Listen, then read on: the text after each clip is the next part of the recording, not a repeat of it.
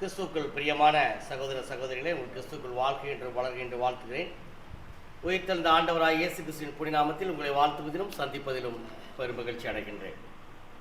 நாம் செய்தி கடசும்பாக கண்களை மூடி தேவனிடத்தில் அனுமதி பெற்று பின்பதாக செய்து கொள்ளார். கடசும் எங்கள் நல்ல பிதாவே, மீண்டும் வாக்கோட மேலான சமூகத்திற்கு வந்து நிற்கிறோம். அப்பா, ஒவ்வொரு முறையும் உங்களுடைய சமூகத்தை நோக்கி வந்து இருக்கும் பொழுது மனதிற்கு மிகவும் மகிழ்ச்சியாக இருக்கிற தகப்பனே, அற்பரும் தூசிகளும் ஒன்றுக்குமே உதவாத எங்களை தகப்பனை உடைய பிள்ளைகளாக தேர்ந்தெடுத்து கொண்டு இம்மட்டும் எங்கள் மேல் ஆசீர்வாதத்தை தந்து வருகின்ற கிருபைக்காக நன்றி தகப்பனே.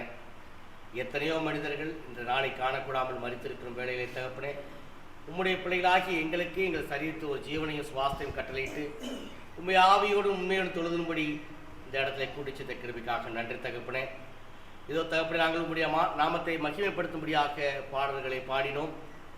இதோ தகப்பனே, எங்களுடைய கிறிஸ்தவ வாழ்க்கைக்கு உதவியாகவும் ஆதாரபூர்வமாக இருக்க போகின்ற வேத வாக்கியங்களை கேட்கப் போகிற தகப்பனே, வசனங்களை கேட்கலாம் மாத்திரமல்ல, அதற்கு உண்மையாகவே கீழ்ப்படிந்து அதன்படி நடக்கவும் அதை முடிந்த அளவுக்கு மற்றவர்களுக்கு எடுத்துச் செல்லும்படியான ஞானத்தை எங்களுக்கு தர வேண்டுமாய் கெஞ்சி கொண்டாடுகிறோம் தகப்பனே. லீதியாளுடைய இறுதி திறந்தது போல எங்களுடைய இருதயத்தையும் நீரை திறந்தள்ள வேண்டுமாய் கெஞ்சி கொண்டாடுகிறோம். கேட்கிற வசனங்கள் 30, 100, 60 பலன் தரக்கூடிய வாய்ப்பை எங்களுக்கு தர வேண்டுமாய் கெஞ்சி கொண்டாடுகிறோம் தகப்பனே. அடியை மறைத்து நம்முடைய பிள்ளைகளோடு நிறைய பேசியதும் இம்மட்டும் காத்து தேவன் தொடர்ந்து காத்து நடத்த வேண்டுமாய் இன்ப இயேசு கிறிஸ்துவின் புனித நாமத்தில் தாழ்மையோடு இருக்கிறோம் எங்கள் ஜீவனோட நல்ல பிதாவே.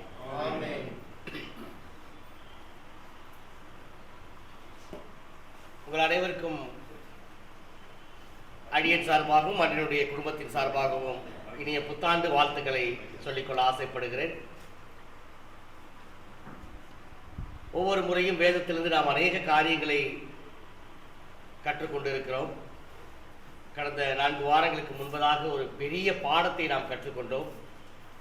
இப்பொழுது அந்த பாடத்திலிருந்து கேள்விகள் கேட்கப்படுகின்றன. தயாரா? நிறைய ஒரு பெரிய ஹிஸ்டரி படித்தோம். ஞாபகம் இருக்கா உங்களுக்கு? சரி, சிம்பிள் கொஸ்டின்ஸ் கேட்குறேன். அப்போ ஈஸியாக உங்களுக்கு அந்த சப்ஜெக்டே உங்களால் ரீகால் பண்ண முடியும் நான் நம்புகிறேன். அதாவது வேதாகமத்தில் மொத்தம் எத்தனை புத்தகங்கள் இருக்கின்றன? 66 புத்தகங்கள்.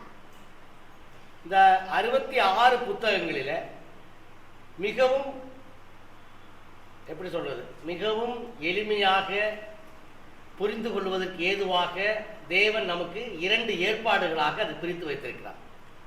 ஏற்பாடு என்றால் என்ன? ஏற்பாடு என்றால் ஏற்பாடு. என்னத்த புதுசாக ஏற்பாடுக்கு ஒரு விளக்கத்தை கேட்கிறீடா நீ அப்படிங்கிறீங்க. ஏற்பாடு என்றால் உடன்படிக்கை என்று பொருள்.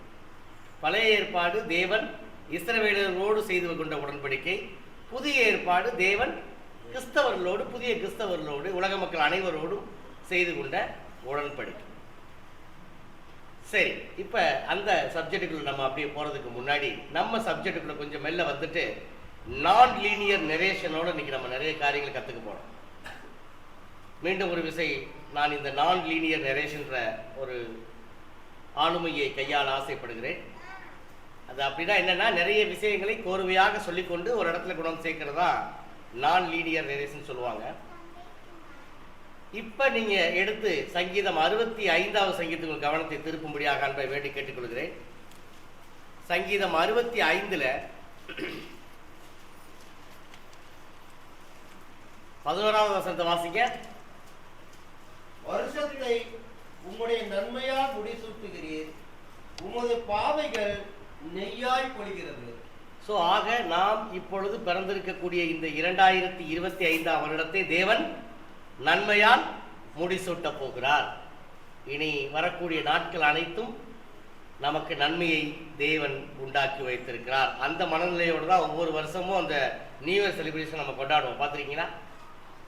ஆஹா, இனிமேல் பிறக்க போகிற வருஷம் நமக்கு நிம்மதியாக இருக்கும், நமக்கு நிறைய ஆசீர்வாதங்களை கொடுக்கும். இன்னுமாக நாம் பலவிதமான ஒரு தீய பழக்கங்களோ இல்லை கெட்ட பழக்கங்களோ நம்ம இடத்துல இருந்தால் என்ன பண்ணுவோம்? நம்ம ரெசல்யூஷன் எடுப்போம். இனிமேல் இந்த பிறக்கக்கூடிய வருஷத்தில் நம்ம அந்த காரியத்தை செய்ய மாட்டேன் அப்படிங்கிற மாதிரி. ஆக இந்த 2025 வருடத்தை தேவன் சொல்லுகிறார், நான் நன்மையால் முடிசூட்ட போகிறேன். அந்த நன்மையை பெற்றுக்கொள்வதற்கு நீங்கள் தயாரா என்று இந்த வாரத்தின் முதலாம் காலை வேளையிலே தேவன் நம்மிடத்துல கேள்வியை கேட்கிறார். தயார் தானே? ஆனால் ready to get the gift from the God. வேணாம் நான் சொல்லுவோம், சொல்ல மாட்டேன்.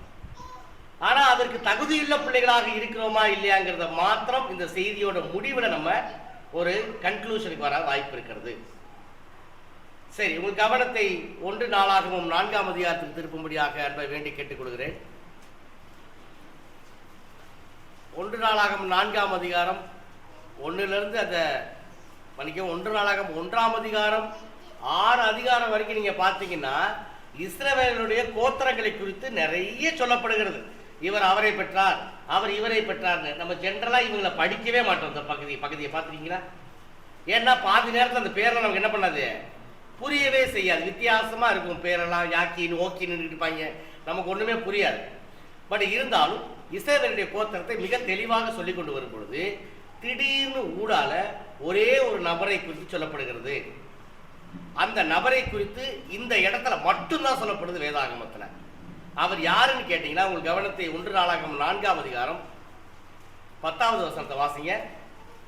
யாபேஸ் இஸ்ரவேலின் தேவனை நோக்கி, தேவரீர் என்னை ஆசீர்வதித்து என் எல்லையை பெரிதாக்கி உமது கரம் என்னோடு இருந்து தீங்கு என்னை துக்கப்படுத்தாதபடிக்கு அதற்கு என்னை விலக்கி காத்தருளும் என்று வேண்டிக் கொண்டான்.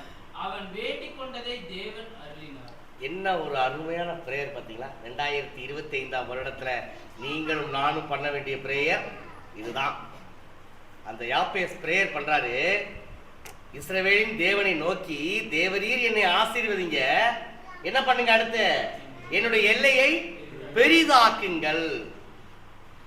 அது மாத்திரம் இல்ல, உமது கரம் என்னோடு இருந்து தீங்கு என்னை துக்கப்படுத்தாதபடிக்கு அதற்கு என்னை விலக்கி என்ன பண்ணுங்க, காத்தருளும். What a great prayer. இன்னைக்கு இந்த மாதிரி எதுக்கா பிரேயர் நம்ம பண்ணிருக்கோமா? இல்ல. நம்ம பிரேயர்ல பாதி நேரத்துல நம்முடைய தேவைகள் தான் அதிகமா இருக்கு. தேவனை முன்னிறுத்துறது பதிலாக நம்மளை முன்னிறுத்தி தான் நம்ம நேரங்களில் பிரேயர் பண்றோம். ஆனா இந்த இடத்துல யாபேஸ் அழகா பிரேயர் பண்றாரு. தேவரீர் என்னை நீங்க ஆசீர்வதிச்சு என்ற எல்லையை பெரிதாக்கு. நீங்களும் நானும் 2025ஆம் வருடத்துல உண்மையாகவே தேவனுக்கு உண்மையும் உத்தமமாக இருக்கும் பட்சத்துல தேவன் நம்மை ஆசீர்வதிப்பார், நம்முடைய எல்லைகளை விரிவாக்குவார், தேவனுடைய கரம் நம்மோடு கூட இருக்கும், தேவன் நம்மை தீங்குக்கு விலக்கி காத்துக் கொள்வார். சூப்பர் பிரேயர்ல. ஆனா அவங்க உண்மையும் உத்தமமா இருந்தாங்க. அதனாலதான் அடுத்த அந்த வசனம் முடியும் போது என்ன சொல்லப்படுது, அவன் வேண்டிக் கொண்டதை தேவன் அருளினார். அப்ப நீங்களும் நானும் உண்மையும் உத்தமமாக தேவனுக்கு சாட்சியுள்ள பிள்ளைகளாக இந்த பூமியில ஜீவித்தால் தேவன் நம்ம கேட்டுக்கொண்டது என்ன பண்ணுவாரு, நிச்சயமாக கொடுப்பார். நம்முடைய எல்லை விரிவாகவில்லையா, தேவன் கரம் நம்மோடு கூட இருக்கவில்லையா, தீமைக்கு தேவன் நம்மை காத்து வழிநடத்தவில்லையா, ஏதோ நம்ம கிட்ட பிரச்சனை இருக்குன்னு அர்த்தம். கேட்டதானே?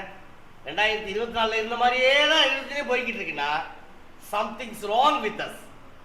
We have to identify what is the exact problem. அதை என்ன பண்ணணும், அதை களைவதற்கு முயற்சி செய்ய வேண்டும். ஆக 2 காரியத்தை நம்ம அப்படியே டிராவல் பண்ணி கற்றுட்டு போகிறோம். நம்ம சப்ஜெக்ட் ஒன்று போகலை. முதலாவது 2025ஆம் வருடத்தை தேவன் நன்மையால் முடிசூட்டுகிறார், அதை பெற்றுக்கொள்வதற்கு தயாராக இருக்க வேண்டும். 2வது தேவன் ஆசீர்வாதத்தை கொடுப்பதற்கு தயாராக இருக்கிறார், அதையும் யாப்பேஸ் போல பெற்றுக்கொள்வதற்கு தயாராக இருக்க வேண்டும். இப்ப நம்ம சப்ஜெக்டுக்குள்ள வரலாம். சங்கீதம் 116 சங்கீதத்தில் கவனத்தை திருப்பிக் கொள்ளுங்கள். அங்கே 12வது வசனத்தை சகோதரர் வாசித்த அந்த 116 சங்கீதத்துல, கர்த்தர் எனக்கு செய்த எல்லா உபகாரங்களுக்காகவும் அவருக்கு எண்ணத்தை செலுத்துவேன். அண்டர்லைன் பண்ணி போல்டு பண்ணி இட்டாலிக் பண்ணிக்கங்க. இன்னைக்கு நம்ம படிக்க போற பாடம் இதுதான்.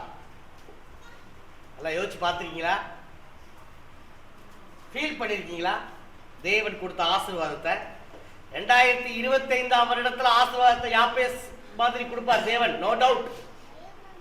ஆனா 2024 இருந்து நம்மளை எவ்வளவு அழகாக ஆசீர்வதித்து இங்க கொண்டாந்து கூட்டி சேர்த்திருக்கிறாரு தேவன். அவருக்கு நம்ம என்னத்தங்க செலுத்த போறோம்? எத்தனை பேர் இந்த பூமியில இன்னைக்கு இல்லை, உயிரோடு இல்லை. நேற்று நம்ம கூட இருந்தவங்க இன்னைக்கு உயிரோடு இல்லை. திடீர்னு டிராவல் பண்ணிக்கிட்டு இருப்போம், ஆக்சிடென்ட் ஆகி கை கால் உடஞ்சி போயிடும். எனக்கு தெரிஞ்ச ஒருத்தர்லாம் இன்னும் பெட்டில் தான் இருக்காரு, கிட்டத்தட்ட 6 மாதத்துக்கு மேலே. நல்லா ஆக்டிவாக இருக்கக்கூடிய ஆள் ஆக்சிடென்ட் ஆகி போச்சு, முதுகெலும்பு உடஞ்சி போச்சு, படுத்த படுக்கையாக இருக்கார். நிறைய பேர்த்துக்கு பண கஷ்டம் இருக்குது, ரொம்ப நொந்து போய் நூடுல்ஸா என்னடா வாழ்க்கைன்னு வாழ்ந்துட்டு இருக்காங்க. சில பேர் வீட்டில் பிரச்சனை, கணவன் மனைவி கிட்ட பிரச்சனை, மனைவி கணவன்கிட்ட பிரச்சனை. சில பேருக்கு வீட்டில் பிள்ளைகளால பிரச்சனை, சொல்றதை கேட்கவே மாட்டான், அவன் பாட்டுக்கு தருதலையா தெரியுறான் ஆளு, எத்தனை தடவை சொன்னாலும் சர்ச்சைக்கும் வரமாட்டேங்கிறான் அப்படிங்கிற மாதிரி எத்தனையோ பெற்றோர்கள் கவலைப்படுறதை நம்மளால காது கொடுத்து கேட்க முடியுது.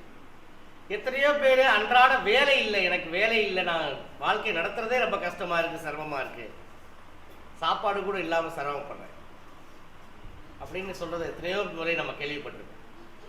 நம்மளால என் பையனுக்கு பொண்ணு தேடுறேன், இன்னும் பொண்ணு கிடைக்கல, என்னன்னு தெரியல. என் பொண்ணுக்கு மாப்பிள்ளை தேடுறேன், என்னன்னு கிடைக்கல, ஏதோ பிரச்சனை போடுங்க, என்னன்னு தெரியல. ஆண்டவர் இந்த வருஷத்துலயாவது அதை வாய்க்க செய்வாரா அப்படின்னு புலம்புறது நம்ம கேட்டிருக்கோம். எத்தனையோ முறை பக்கத்து வீட்டில் இருந்த நல்லா பழகிட்டு இருப்பாங்க, ரொம்ப க்ளோஸ் ரிலேஷனாக இருப்பாங்க, அவங்களோட சண்டை போட்டுட்டு அவங்களால என்ன பண்ணிப்பாங்க, ஒரு உறவு முறிந்து போய் ரொம்ப க்ளோஸ் ரிலேஷனாக கூட இருக்கலாம், அது நெய்பராக இருக்கலாம், இல்லை க்ளோஸ் ரிலேஷனாக இருக்கும், சண்டை போட்டு அவங்கள என்ன பண்ணியிருப்போம், ஒதுக்கி வச்சிருக்கோம். இவ்வளோ பிரச்சனைகளை தாண்டி இன்னைக்கு எந்த விதமான எப்படி சொல்றது, ஒயிட் காலர் ஜாப்னு சொல்லுவாங்கல்ல சில இடங்கள்ல வேலை செய்யறவங்கள, அந்த மாதிரி ஒயிட் காலர் ஜாப் மாதிரி இன்னைக்கு தேவன் இங்க கொண்டாந்து உட்கார வச்சிருக்காரு உங்களையும் என்னையும். 25 ஆசீர்வதிக்கிட்டோம், 24 பண்ணதுக்கு நம்ம நன்றி சொல்ல வேண்டாமா? அதனாலதான் தாவீது என்ன கேட்கிறார்னா, நீ செய்த அவ்வளவு காரியங்களுக்கு நான் என்னத்தை செய்வேன், உங்களுக்கு என்னத்தை திருப்பி செய்வேன் ஆண்டவரே. நீங்களும் நானும் இந்த கேள்வியை நம்ம கேட்கணுமா இல்லையாங்க? யோசிச்சு பாருங்க. சமீபத்தில் ஒருத்தங்களை மீட் பண்ணும்போது அவங்க நல்லா இருந்துச்சு, அவங்க கண்ணு அப்படியே மெல்ல மெல்ல மூடி கண்ணு முடிக்கிச்சு. ஒரு பக்கம் ஒரு கண்ணிலேயே பார்க்கறதுங்கிறது ரொம்ப கஷ்டமான விஷயம் தெரியுமா அவங்களுக்கு, தலைவலிக்க ஆரம்பிச்சோம். ஆக எதுவுமே நடக்கல, 2 கை நல்லா இருக்கு, நமக்கு 2 கால் நல்லா இருக்கு, மூச்சு விடுறோம் ஃப்ரீயா, நம்ம சாப்பிடுற சாப்பாடு உள்ள நம்ம உடம்புக்குள்ள போகுது, செரிக்குது, தடகாத்திரமா இருக்கும், வேலை செய்யறோம், ஞானத்தை கொடுத்திருக்கிற ஆண்டவர், சம்பாதிக்கிறோம், ஜாலியா இருக்கும், நல்ல மனைவி, நல்ல பிள்ளைகள், நல்ல வேலை, நல்ல சர்ச்சு, நல்ல ஊழியர், நல்ல விசுவாசிகள். வாட் அ கிரேட் அச்சீவ்மெண்ட் நம்ம லைஃப்ல. இதுக்கு தேவனுக்கு நம்ம நன்றி சொல்லியிருக்கோமா என்னைக்காவது? 24ல ஈஸியா கடந்து 25க்கு போயிடுறோம், ஆனா நம்ம அங்கேயே தான் நிக்கிறோம். ஏன்னா தேவனுக்கு நன்றி சொல்றது இல்ல. பல நேரங்கள்ல தேவனே எதிர்பார்க்கிறார் அந்த நன்றிய. நீங்க உங்கள் கவனத்தை லூக்கா 17வது அதிகாரத்துக்கு திருப்பிக் கொள்ளுங்கள். அங்க எவ்வளவு ஒரு அருமையான சம்பவம் நடக்குது பாருங்க. லூக்கா 17ஆம் அதிகாரத்துல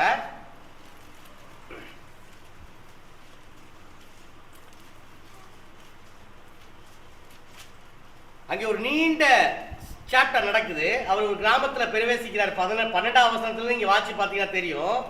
அங்க 10 பேர் அவருக்கு முன்னாடி நிக்கிறாங்க. நின்றுட்டு ஐயரே எங்களுக்கு இறங்குன்னு கூப்பிடுறாங்க. கூப்பிட்டவனே நீங்க போய் என்ன பண்ணுங்க, நான் இறங்குறேன்டா உங்களுக்கு, நீங்க போய் என்ன பண்ணுங்க, உங்களை ஆசாரியத்தை கொண்டு போய் காமிங்க. ஏன்னா அது ஒரு முறைமை இருந்தது அவங்க கூட்ட. ஆசாரியர்கள் பார்த்து ஓகே இவன் உண்மையாவே முழுமையாக என்ன பண்ணிட்டான், குணம் அடைஞ்சிட்டான்னு சொன்னா சமுதாயத்துக்குள்ள சேர்த்துக்குருவாங்க. இல்லைன்னா குஷ்டரோகம் இருக்கவங்களுக்கு தனியா ஒரு இடமே இருக்கு. ஆக்சுவலா அங்கதான் இருக்கணும் அவங்க. ஆட்டு வாசல் அருகின்னு இன்னொரு இடத்துல ஒரு சப்ஜெக்ட் போட்டப்பட்டிருக்கு. அந்த மாதிரி ஒரு 5 மண்டபங்கள் கொண்ட அந்த இடத்துல தான் அவங்க இருப்பாங்க. அது ரொம்ப துர்நாற்றம் வீசக்கூடிய ஒரு இடமா இருக்கும். இப்ப அவங்கள பார்த்து 10 பேர்த்த பார்த்து சரி போப்பா நீ போய் ஆசாரியத்தை காமின்னு சொன்ன உடனே அவங்க போறாங்க. நல்லா தெரிஞ்சுக்கங்க, அந்த வார்த்தை இயேசு சொல்றாரு. சொன்ன உடனே அந்த வார்த்தைக்கு அவங்க விசுவாசிச்சு கீழ்ப்படிஞ்சு கிளம்புறாங்க. போகும் போதே அந்த அற்புதம் நடக்கிறது. குஷ்ட ரோகம் மறைந்து விட்டது. அப்படி மறைஞ்சதை ஒருத்தர் ஃபீல் பண்றான். 10 பேருமே ஃபீல் பண்ணிருப்பான். ஆனா ஒருத்தர் என்ன பண்றான், அந்த இடத்துல வேதவசனம் அப்படி சொல்லப்பட்டிருக்கு. அவர்கள் ஒருவன் தான் ஆரோக்கியமானதை கண்டு திரும்பி வந்து உரத்த சத்தத்தோட தேவனை மகிமைப்படுத்தினார். எத்தனையோ முறை நம்ம நன்மை வாங்கியிருக்கோம் தேவன் கையில. யோபு சொல்ற மாதிரி எத்தனையோ முறை தேவன் கையில நன்மையை வாங்கியிருக்கோம். தீமையை பெற வேண்டாமான்னு அவர் வேற பக்கம் நம்மளை கூட்டு போறாரு. ஆனா நன்மையை பெற்ற நம்ம ஓர வஞ்சகம் உள்ள பிள்ளைகளாக ஜீவிச்சுட்டு இருக்கோம் இந்த பூமியில. தேவன் இன்றைய நாள்ல கத்துக் கொடுக்கக்கூடிய பாடம் என்னன்னா, நீ எப்படியாக உன்னுடைய நன்றியை வெளிப்படுத்த போகிறாய். சங்கீதக்காரன் தாவீது சொல்ற மாதிரி, எனக்கு நீ என்னத்தை திருப்பி செலுத்த போற. அப்ப தேவனை மகிமைப்படுத்தின அந்த ஒரு குஷ்டரோகியை பார்த்து இயேசு சொல்றாரு. அப்பொழுது இயேசு 17ஆம் வசனத்துல, சுத்தமானவர்கள் 10 பேர் அல்லவா, மற்ற 9 பேர் எங்கே?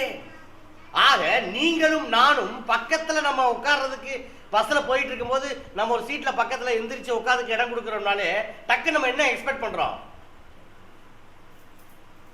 தேங்க்யூ சொல்லுவாங்க எதிர்பார்க்கிறோம். ஏட்டா கஷ்டப்பட்டு ஏன்ட்டிட்டே கொடுத்து உனக்கு உட்கார வச்சுட்டே ஒரு நன்றி சொல்லாம நீ வாடி கொசுன்னு உட்காந்துருந்தா நம்ம மனசுல நினைப்போம். எல்லாம் ஒரு மனசுல நினைப்போம்ல. யோசிச்சு பாருங்க. பல நேரங்களில் நம்ம மனசு ஆட்டோமேட்டிக் என்னத்தை எதிர்பார்க்குது? நன்றியை எதிர்பார்க்குது. அது ஒன்றும் தவறு இல்லை ஆக்சுவலா. பட் இருந்தாலும் மனுஷனாகிய நம்மளே அந்த நன்றியை எதிர்பார்க்கும் போது நம்மளை படைத்து எல்லாத்தையும் கொடுத்து, நான் முதல்ல சொன்னேன் பார்த்தீங்களா, சரீரம், வேலை, ஞானம் எல்லாத்தையும் கொடுத்து இம்மட்டும் உட்கார வச்சிருக்க ஆண்டவருக்கு நம்முடைய நன்றியை எப்படி செலுத்துறோம்? ஸ்தோத்திரம் சொல்றதே மறந்துடுறோம். அது வேற மேட்டர்னு வைங்க, சும்மா வாயில சொல்லக்கூடாது. ஏன்னா யாக்கோபுல ரொம்ப தலையில ஓங்கி நறுக்குன்னு ஓங்கி கொட்டி தர சொல்றாரு. உன்னுடைய விசுவாசம் எப்படி இருக்கணும்? கிரியுள்ள விசுவாசமா இருக்கணுங்கிற, செயல்பாடுகள் இருக்கணும்ன்ற. நீ நன்றி சொல்றதையே செயல்பாட்டில் கொண்டு வான்னு தான் இன்னைக்கு நம்ம கத்துக்க போறோம் பாடத்தை. அப்ப சொல்றாரு, மற்ற 9 பேர் எங்கேன்னு சொல்லிட்டு கேட்கிறார்.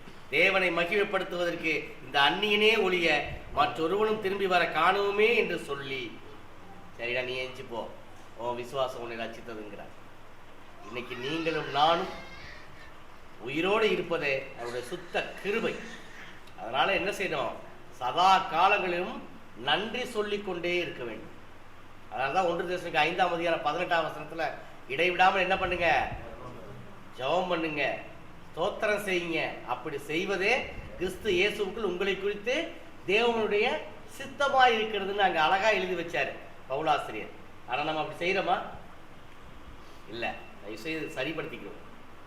சும்மா ஸ்தோத்திரம் சொல்றதோட மாத்திரம் இல்லாம செயல் இல்லாம, வெறும் வார்த்தையில் இல்லாம செயலுக்கு வர முயற்சி பண்ணுவோம்.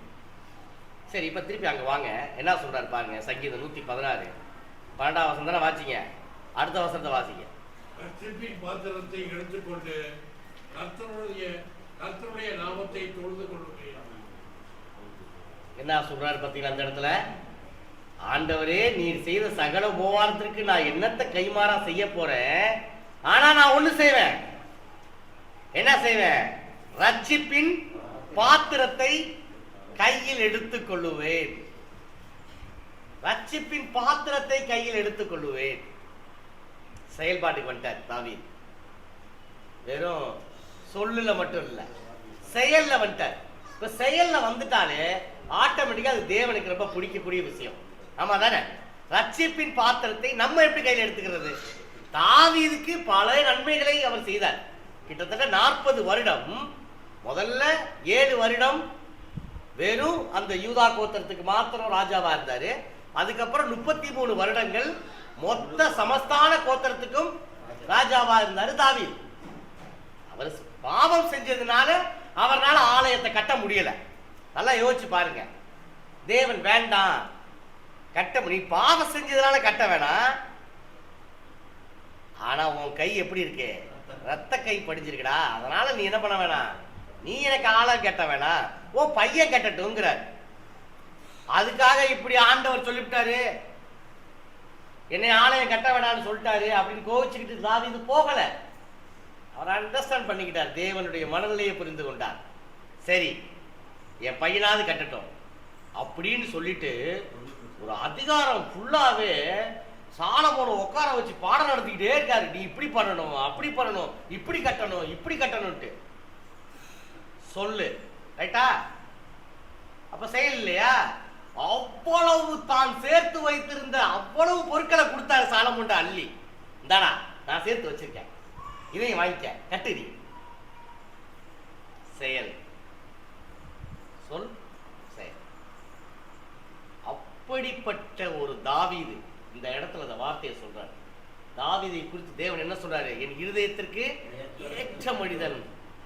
நம்ம ஒரு நேரத்துல அந்த தாவீதை ஒரே ஒரு அந்த பச்சைபால் காரியத்தை வச்சு மாத்திரம் என்ன பண்றோம், நம்ம ஜட்ஜ்மெண்ட் போட்டு சொரட்டு நிக்கல இறங்கிட்டு வந்தோம்ல. யோசிச்சு பாருங்க, அவர் என்ன தப்பு பண்ணாரு? அவர் தேவன் வேணான்னு சொன்னாரு. அவர் என்ன பண்ணாரு? எல்லா இஸ்ரவேல் மக்களையும் கணக்கெடுத்தார். அதுவும் அவர் செஞ்ச தப்பு தான். பச்சைபால் இடத்துல அவர் செஞ்சது தப்பு தான், இல்லைன்னு நான் மறுக்கல. அதுக்கான தண்டனையை ஆன் ஸ்பாட்ல அவர் வாங்கிட்டார் ஆக்சுவலா. ஆனால் தேவனுக்கு, தேவனுடைய இருதயத்திற்கு ஏற்ற அந்த மனிதன் இந்த இடத்துல சொல்றாரு, தேவனே யோசிச்சு பாருங்க, அந்த கோலியாத்து கூட நடந்துதான் வரான். ஆனா தாவீது எப்படி போனாரு? ஓடி போனார். நம்ம இதுக்கு முன்னாடி இந்த செய்தியை படிச்சிருக்கோம், நம்ம ஞாபகம் இருக்கா உங்களுக்கு? டீட்டெயிலா நான் சொல்லியிருக்கேன் இந்த சம்பவத்தை. ஜீவனுள்ள தேவனை தூசிக்கிறதுக்கு இவெல்லாம் ஒரு ஆளாண்டு ஒரு பக்தி வைராக்கியத்தோட ஓடுறான். இன்னைக்கு நீங்களும் நானும் தாவீது போல இருக்க முடியுமா? இந்த சபைக்காக உசுரை கொடுக்குறீங்களா? ரெடியா? எல்லாரும் இப்படி கத்தையை வச்சு கேட்குறாங்க, நீங்க இந்த சபைக்காக உயிரை விடுறதுக்கு ரெடியா? அறுத்துக்கிறோமா? இல்லை சுட்டு கொண்டுருவாங்களா? ஓகே கொள்ளுங்கன்னு விட்டுருவோமா? நம்முடைய விசுவாசத்தின் அளவு தெரிஞ்சிடும். அப்ப தாவீதுக்கு ரொம்ப பார்த்தாலே சுள்ளா மாதிரி தான் இருந்திருப்பாரு. கோலியாத்துக்கு நசுக்கி போடுற அளவுக்கு தான் இருந்திருப்பா அப்படி தாவீது.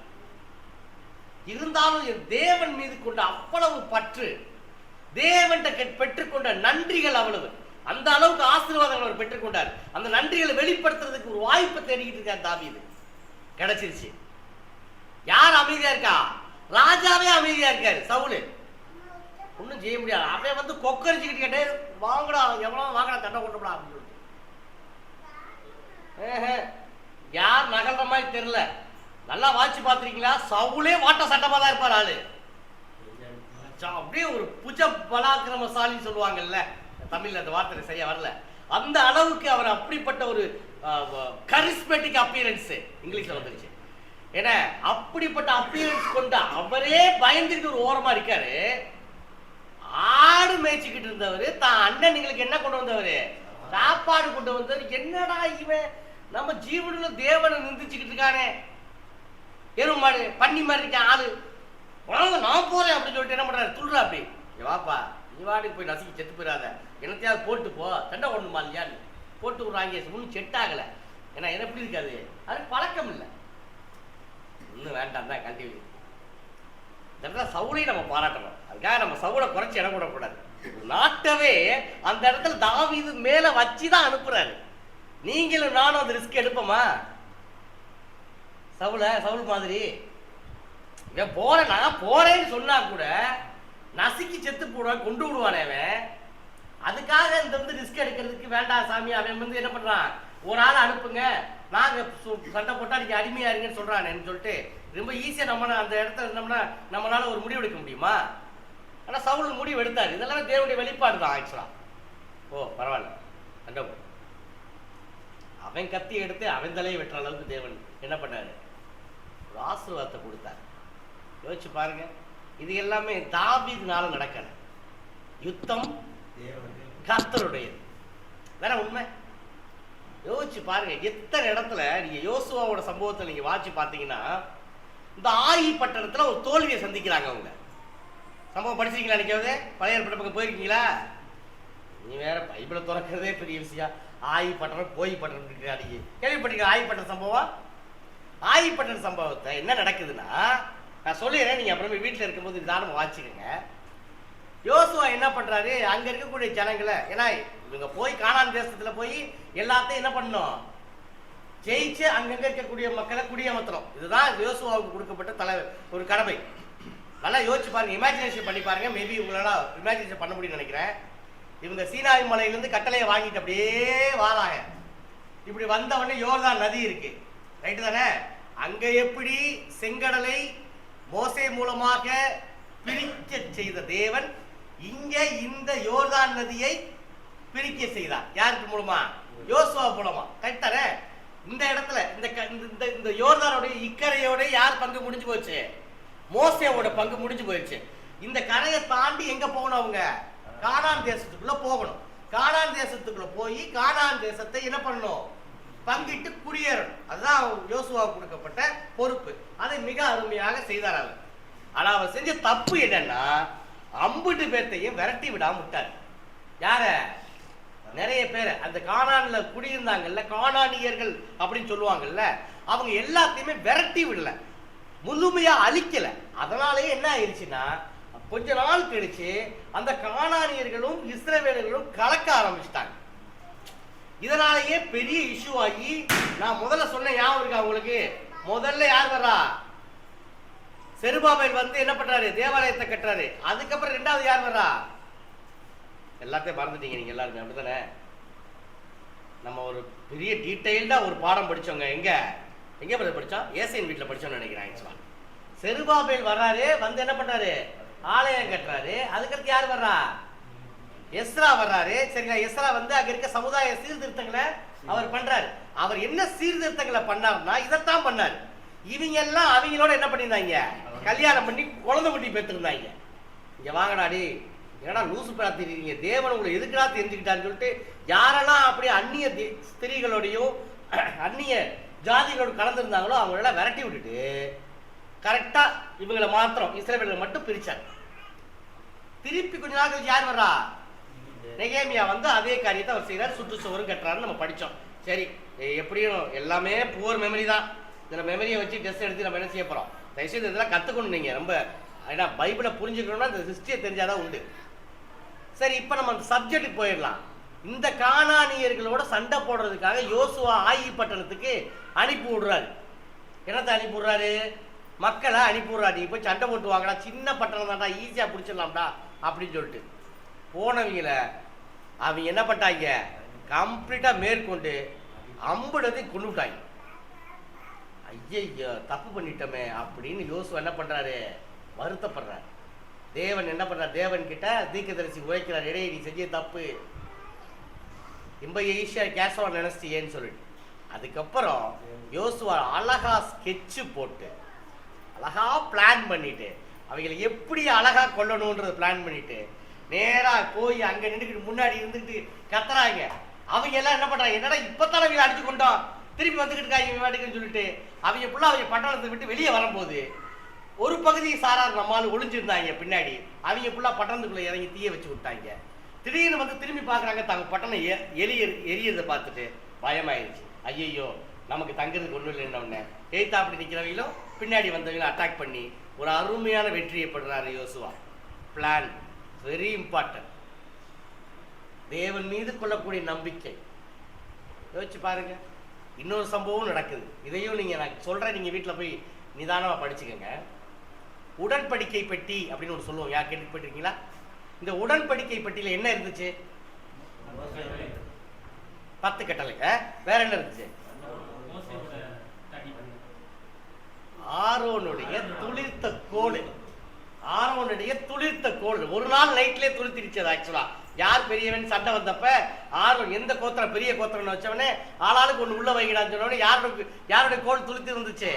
ஆரோன். அப்ப அதுவே தெரிஞ்சிச்சு ஆரோனுடைய அந்த கோத்திரம் தான் உயர்ந்த கோத்திரம்னு சொல்லிட்டு. இது போக மன்னாவும் வைக்கப்பட்டிருந்தது அந்த உடன்படிக்கை பெட்டியில. சரியா? இந்த உடன்படிக்கை பெட்டியை உங்களுக்கு எல்லாம் தெரியும். அப்பப்ப பெலிஸ்தீன் என்ன பண்ணிடுவாங்க? தூக்கிட்டு போயிடுவாங்க. தூக்கிட்டு போனதுக்கப்புறம் இவர் தாவீது என்ன பண்ணுவார்? போய் அதை திருப்பி மீட்டு கொண்டு வருவோம். இப்படி மீட்டு கொண்டு வரும்போது எப்பயுமே கோகாத்து புத்திரர்கள் மாத்திரம்தான் அந்த உடன்படிக்கையை பற்றி என்ன செய்யணும்? சுமந்துட்டு வரணும். நல்லா தெரிஞ்சுக்குங்க.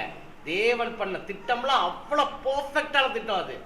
அந்த கோகாத் புத்திரர்கள் சுமந்து வரக்கூடிய அந்த பெட்டியை தாவீது மற்ற எல்லாரும் சேர்ந்து என்ன பண்ணிட்டாங்கன்னா அந்த ஸ்ட்ரக்சரையே மாற்றி விட்டானுங்க.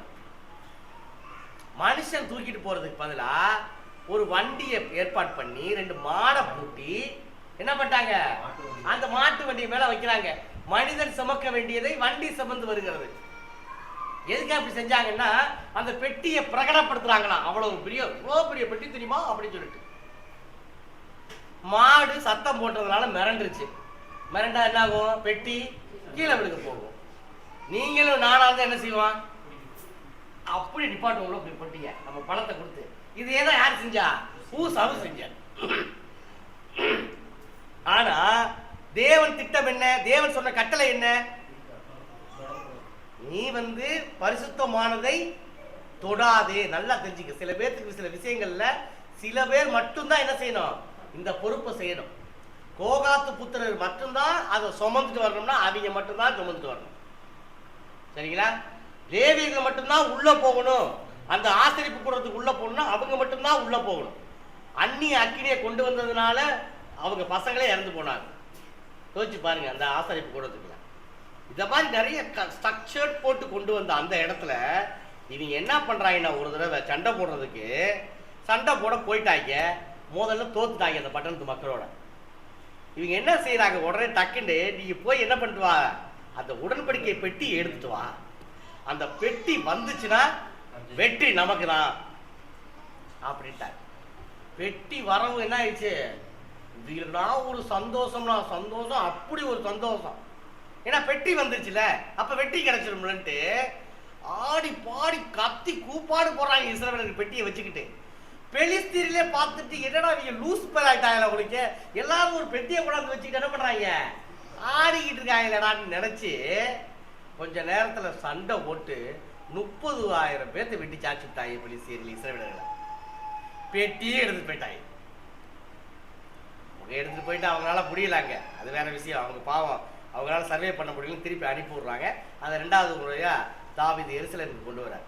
நான் எதுக்கு இந்த சம்பவத்தை சொல்றேன்னா, பல நேரங்களில் தேவன் மீது வைக்க வேண்டிய நம்பிக்கையை எங்க கொண்டு வைக்கிறோம்? நம்ம பெட்டி மேல கொண்டு வைக்கிறோம். நம்மால் கெட்டன. இப்ப கேளுங்க அந்த கேள்வியை. ரட்சிப்பின் பாத்திரத்தை எடுத்துக்கொண்டு, சப்ஜெக்ட் விட்டு வெளியே போயிட்டீங்களா? வேற கதை சொல்லணும். நல்லா சொல்றப்பா கதை, நீ இன்னும் ஒரு 4 கதை சொல்லு. இப்படியே அப்படியே தூங்கிடுறாங்க அப்படிங்க. இதெல்லாம் பைபிள்ல போட்டிருக்கீங்க. நான் வாய்ச்சிங்கன்னா ரொம்ப நேரம் ஆகும். Short and sweet of the India of the அமெரிக்காவை சொல்லிக்கிட்டு இருக்கேன் உங்களுக்கு. சரியா? சரி, ஓகே. இப்போ வாங்க திருப்பி சங்கீதம் 116, 12, 13 திருப்பி இன்னொரு வாசிச்சு பாருங்க.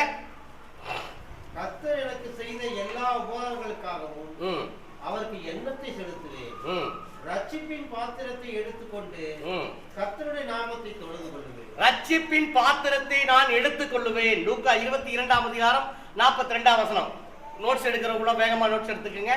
இல்லைன்னா கூட எங்களோட டிராவல் பண்ணி படிக்கிறவங்க வேகமா படிங்க. லூக்கா 22:42 இங்கே ஒரு பாத்திரத்தை குறித்து சொல்லப்பட்டிருக்கிறது. என்ன பாத்திரம்? எல்லாத்துக்கும் தெரிஞ்ச பாத்திரம் தானே.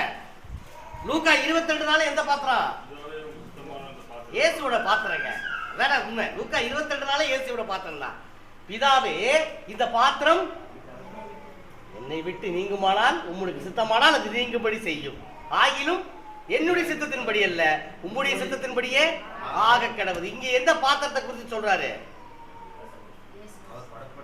பாடுகள் பாத்திரம். அதான் உண்மை.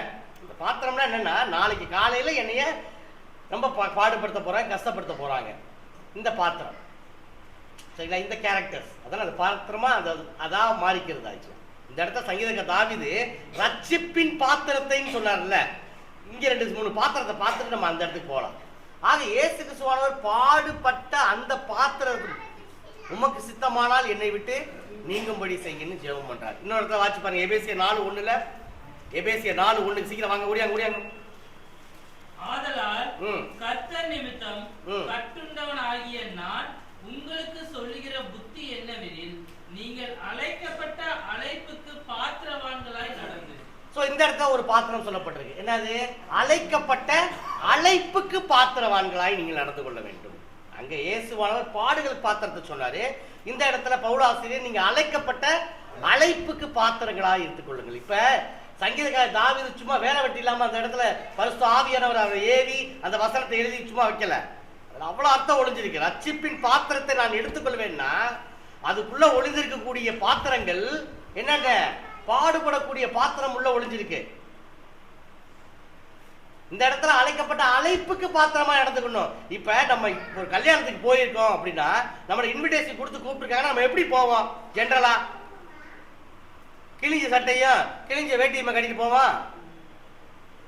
நல்லா யோசிச்சு பாருங்க. ராயலா ஒரு இங்க என்ன பெரிய ஹோட்டல் இருக்கு எனக்கு தெரியலையே. சரி, ஏதாவது ஹோட்டல் வச்சிருக்காங்கன்னு வச்சுக்கோங்க கோயம்புத்தூர்ல. அங்கே ஒரு பெரிய ராயல் கல்யாணத்துக்கு கூப்பிட்டுருக்காங்க, நம்ம எப்படி போவோம்? அப்படியே அப்புறம் போய் இறங்க மாட்டேன், கும்பல் இறங்க மாட்டான். நம்மளை பார்த்தோன்னே பாரு எப்படி வந்து இறங்கிருக்கான் பாரு அப்படின்னு. வாங்க சார் வாங்க சார். எங்கே உட்கார வைப்பாங்க நம்மளை? அவ்வளோ அருமையாக முன்னாடி உட்கார வச்சு அருமையாக மோட்டத்தனமாக பிரியாணி போடுவாங்க. இந்த பிரியாணி ஃபுல்லாக பீஸ் இருக்கும் நிறைய. நாமளும் வெக்கப்படாமல் என்ன பண்ணுவோம், பாட்டு கல்லையிலையும் சாப்பிட்டுட்டு பொய்யை வச்சுட்டு வந்துடுவோம். அடுத்தன ஆக அந்த கல்யாணத்துக்கு நாம் அழைக்கப்பட்டிருக்கிறோம். ஆக அழைக்கப்பட்ட அந்த கல்யாணத்திற்கு ஒரு உரிய பாத்திரவான்களா போய் சேர்ந்திருக்கோம். நம்ம எம்டி கவரோடயா போவோம், இல்லை கிழிஞ்ச ட்ரெஸ்ஸோட போவோம். ஆக நமக்குன்னு ஒரு இதுக்கு பார்த்தீங்கன்னா ஒரு ஃப்ரேம் இருக்கு. இங்கே தேவன் நம்மை ஒரு பாத்திரத்துக்கு அழைத்திருக்கிறார். எந்த பாத்திரத்துக்கு? பரலோகத்துக்கு போக வேண்டிய அந்த பாத்திரம். இங்க இருக்கக்கூடிய வாழ்க்கையில டெம்பரரி வாழ்க்கை. இந்த டெம்பரரி வாழ்க்கையில நீங்க வேஸ்ட். நீங்க என்னதான் உயரமா வாழ்ந்தாலும் சரி, கீழே வாழ்ந்தாலும் சரி, எல்லாமே சமந்தான். அதுவும் சபைக்கு வந்தா எல்லாருமே சமந்தான். என்ன ஒண்ணு, நீங்க வாழும்போது பெர்ஃபெக்டா வாழ்ந்தீங்கன்னா உங்களுக்கு பரலோகம் கன்ஃபார்ம். அதனால அந்த அழைக்கப்பட்ட அழைப்புக்கு நீங்க என்ன பண்ணுங்க, பாத்திரவான்கள் நடந்து கொள்ளுங்கள்னு கட்டுண்டவனாகிய நான் புத்தி சொல்றேன்னு யார் சொல்றா? பவுல் சொல்றேன். அருமையான அவசரம் பாருங்க. நீங்க பெருசா வீட்டுல போய் எழுதி அழைக்கப்பட்ட அழைப்புக்கு நான் பாத்திரவான நடந்துகிட்டு இருக்கேனா, உண்மையாவே கிறிஸ்தவனா இருக்கேனா? 2025 பிறந்துருச்சு, இனி அடுத்து 2026 பிறக்கும், 27 பிறக்கும், பிறந்துகிட்டே இருக்கும். ஆனா நான் மட்டும் அழைக்கப்பட்ட அழைப்புக்கு பாத்திரவான் நடக்க மாட்டேன்னு சொல்லிட்டா தேவன் பட்ட கஷ்டம் வீடுதாதுன்னு. தன்னுடைய சொந்த குமாரனே கொடுத்தாரு, அதுவும் வேஸ்ட் தானே. ஆக சங்கீத தாவீது சொல்லுவதை போல ரட்சிப்பின் பாத்திரத்தை எடுத்துக்கொண்டு நான் அழைக்கப்பட்ட அழைப்புக்கு பாத்திரவான்களாய் நடந்து கொள்ள பிரயாசப்படுவேன். நான் அப்படி அழைக்கப்பட்ட அழைப்புக்கு பாத்திரவான்களாய் நடக்கும் பொழுது, அதற்காக நான் பிரயாசப்படும் பொழுது தேவன் உண்மையாகவே மகிழ்வார். உண்மைதானே? யோசிச்சு பாருங்க. சரி, இன்னொரு பாத்திரத்தை குறித்து பிலிப்பியர் 1:27 என்ன சொல்றாரு பாருங்க. அதே பவுலாசிரியர் பிலிப்பியர் 1:27 சரி நீங்கள் ஒரே ஆவிலே உறுதியாய் இருந்து ஒரே ஆத்மாவிலே சுவிசேஷத்தின் விசுவாசத்திற்காக கூட போராடி சரி எதிர்த்தவர்களால் ஒன்றிலும் மரணாதிருக்கிறீர்கள் என்று உங்களை குறித்து நான் கேள்விப்படும்படி எவ்விதத்திலும் நீங்கள் கிறிஸ்துவின் சுவிசேஷத்திற்கு பாத்திரமாக மாத்திரம் நடந்து கொள்ளுங்கள். ஆக இங்கே ஒரு பாத்திரம் என்ன சொல்லப்படுது? அவர் சொல்ற டீட்டெயிலாக நான் வந்தாலும் சரி, வந்து பார்க்கலனாலும் சரி, நீங்க என்ன பண்ணுங்க, ஒன்றிலும் மறலாது இருக்கும்படி நீங்க தயாரா இருங்க. எதுக்கு மட்டும் பாத்திரம் நடந்துக்குங்க? கிறிஸ்துவின் சுவிசேஷத்திற்கு மாத்திரம் பாத்திரராய் நடந்து கொள்ளுங்க. என்ன சொல்லப்பட்டிருக்கோ அந்த சுவிசேஷம். சுவிசேஷம் என்ன அர்த்தம்? வாட் இஸ் கால்ட் சுவிசேஷம்? நற்செய்தி. அப்படிதானே? வாட் இஸ் கால்ட் நற்செய்தி? சுவிசேஷம். வாட் இஸ் சுவிசேஷம்? நற்செய்தி. என்னங்க நைட்டு வரைக்கும் இப்படி சொல்லிட்டே இருப்போமாங்க? சோறு வந்துருக்குங்க, சாப்பிட வேணாமா நம்ம? இயேசு கிறிஸ்துவனுடைய பிறப்பு, அவருடைய வளர்ப்பு, அவருடைய மரணம், அடக்கம், உயிர்த்தெழுதல், இதை குறித்து சொல்றதா என்னது? சுவிசேஷம். அந்த சுவிசேஷத்துக்கு மாத்திரம் எப்படி இருக்கணும்? நம்ம பாத்திராய் நடந்து கொள்ளுங்கள். அங்க புத்தி சொல்றாரு நம்மள. சுருக்கமா சொல்ல போனா இயேசுக்காக, இயேசுடைய பாத்திரம் போலவே நீங்க என்ன பண்ணுங்க, அந்த பாத்திரம் மாதிரி நீங்க நடந்துக்குங்கன்னு சொல்ல வர. புரிஞ்சா உங்களுக்கு? சரி, இன்னொரு பாத்திரத்தை குறித்து கொலைசீர் 1:10 என்ன சொல்றாரு பாருங்க. நிறைய பாத்திரமா சொல்லப்படுது. சகலவித நற்கிரியுமாகிய கனிகளை தந்து தேவனை அறிகிற அறிவில் விருத்தி அடைந்து கர்த்தருக்கு பிரியமுண்டாக அவருக்கு பாத்திரமாய் நடந்து கொள்ளவும். வந்துருச்சா டாபிக்கு? ஆக இயேசுடைய பாத்திரமாய் நடந்து கொள்ளவும்ன்றத பிலிப்பியர்ல அவர் சொன்னாரு. இங்க கொலைசு பட்டிருந்த மக்களுக்கும் அதே புத்தியை சொல்றாரு. அவர் என்ன சொல்றாருன்னா, சகலவித நற்கிரியுமாகிய கனிகளை தந்து தேவனை அறிகிற அறிவிலே விருத்தி அடைந்து கர்த்தருக்கு பிரியம் உண்டாக, அண்டர்லைன் போல்ட் இட்டாலிக்க, கர்த்தருக்கு பிரியம் உண்டாக அவருக்கு பாத்திரராய் நடந்து கொள்ளுங்கள். இப்படிப்பட்ட பாத்திரங்களை நான் என்னிடத்திலே வெளிப்படுத்தும் பொழுது மாத்திரமே சங்கீதக்காரர் தாவீது சொன்ன அந்த வார்த்தை, இவ்வளவு நன்மைகளை பெற்றுக்கொண்ட நான் உங்களுக்காக நான் என்ன செய்ய போறேன்?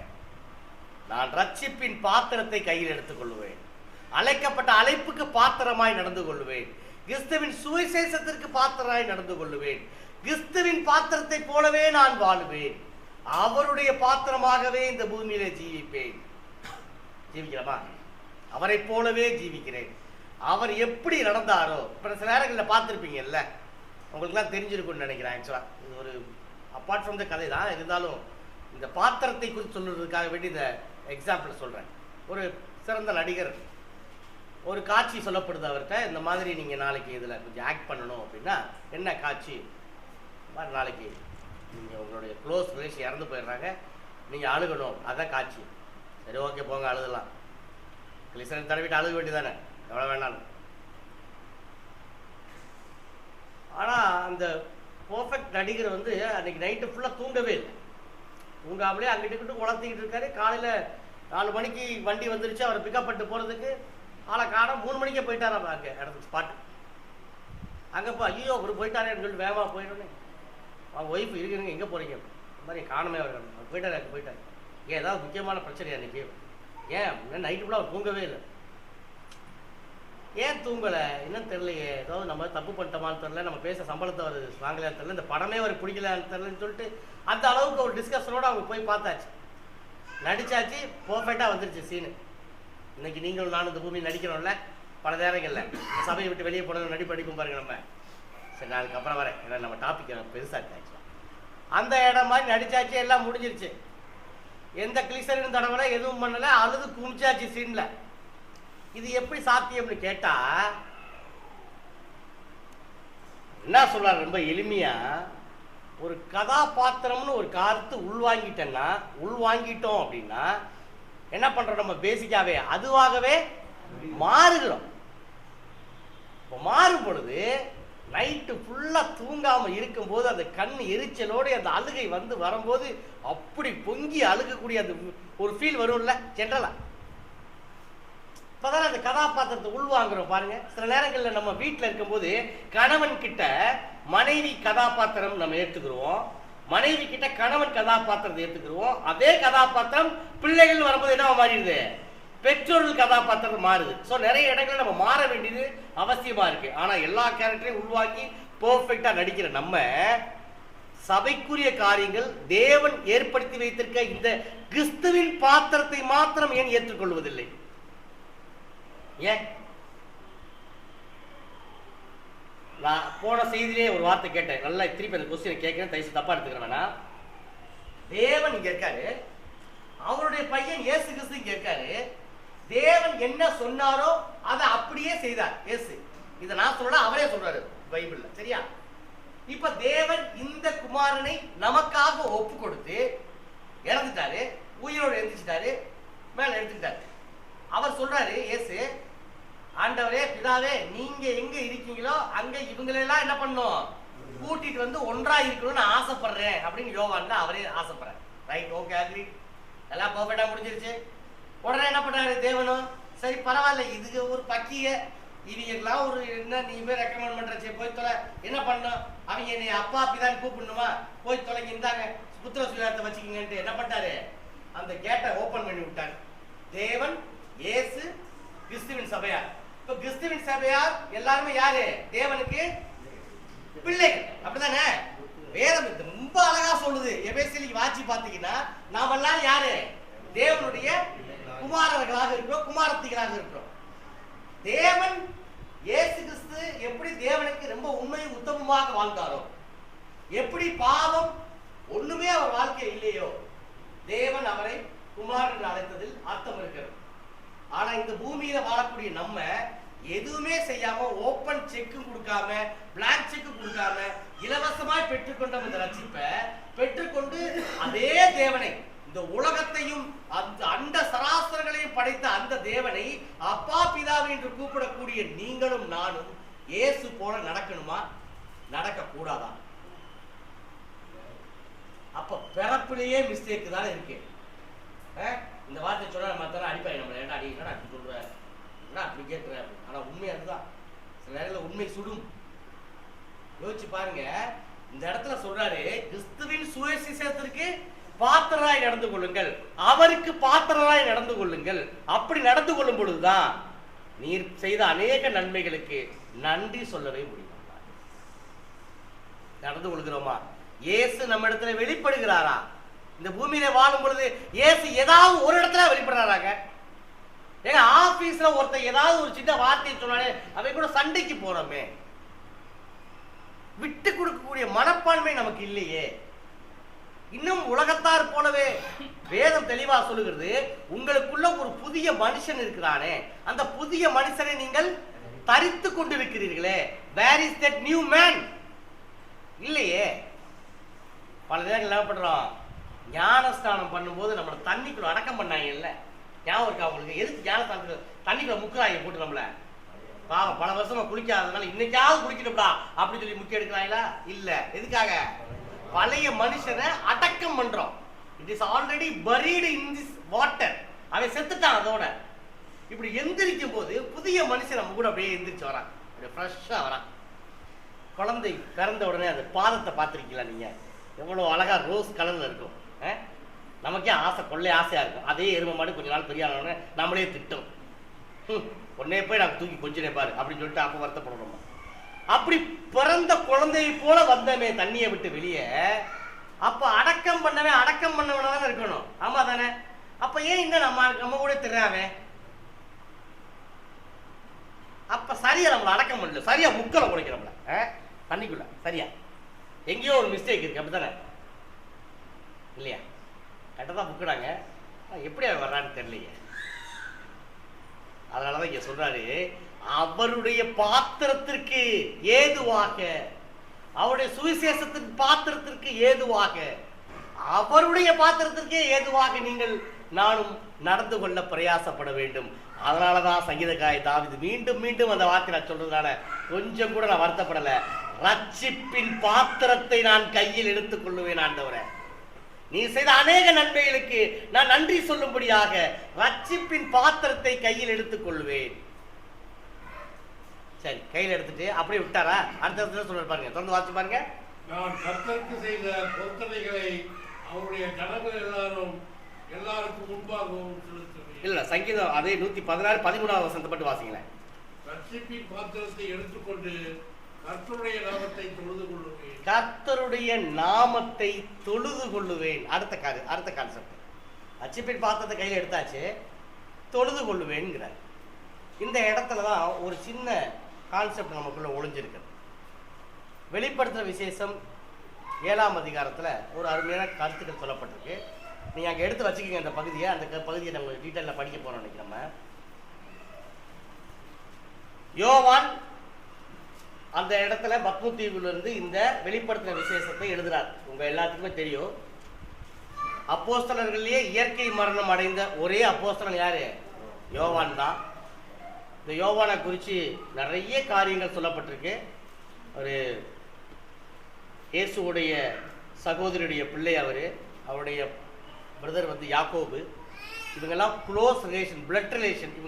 இவர் இயேசுவெல்லாம் இவங்கெல்லாம் சேர்ந்து பார்த்தீங்கன்னா ஒன்றா மீன் பிடிச்சிக்கிட்டு இருந்தாங்க. அப்புறம் இயேசு கூப்பிட்டதுனால அவங்க கூட வந்தாங்க. முதல்ல இந்த யோவான் வந்து யோவான் ஸ்நானகனுடைய டிசிப்ளின்ஸாக இருந்தார், அவருடைய சீடராக இருந்தார். அதுக்கப்புறம் இயேசு கூப்பிட்டதுனால இயேசுடைய சீடராக மாறினார். அன்பின் சீசன் என்று அழைக்கப்பட்டவர் இந்த யோவான். நானே அப்படின்ற வார்த்தை கிட்டத்தட்ட 5 முறை தன்னுடைய சுவிசேஷ புஸ்தகங்கள்ல அவர் எழுதியிருக்கார். நானே வாசல், நானே வழி வழி அப்படின்னு சொல்லி நிறைய இடத்துல எழுதியிருக்காரு.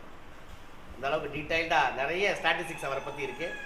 சும்மா ஒரு ரஃபா சொல்றேன், நீங்க மனசுல பதிஞ்சு வச்சுக்கீங்க. ஆக்சுவலா நம்ம லூக்காவுக்கு அடுத்தபடியாகவும் பவுலுக்கு முன்னாடியாகவும் வேதத்துல 5 புத்தகங்களை அவர் என்ன பண்ணிருக்காரு, எழுதி வச்சிருக்காரு யோவான். இயேசுடைய வாழ்க்கை வரலாற்றுல நிறைய அற்புதங்கள் மற்ற சுவிசேஷங்களால் எழுதி வைத்திருந்தாலும் கூட யோவான் எழுதின பல அற்புதங்களை மற்ற யாரும் எழுதல.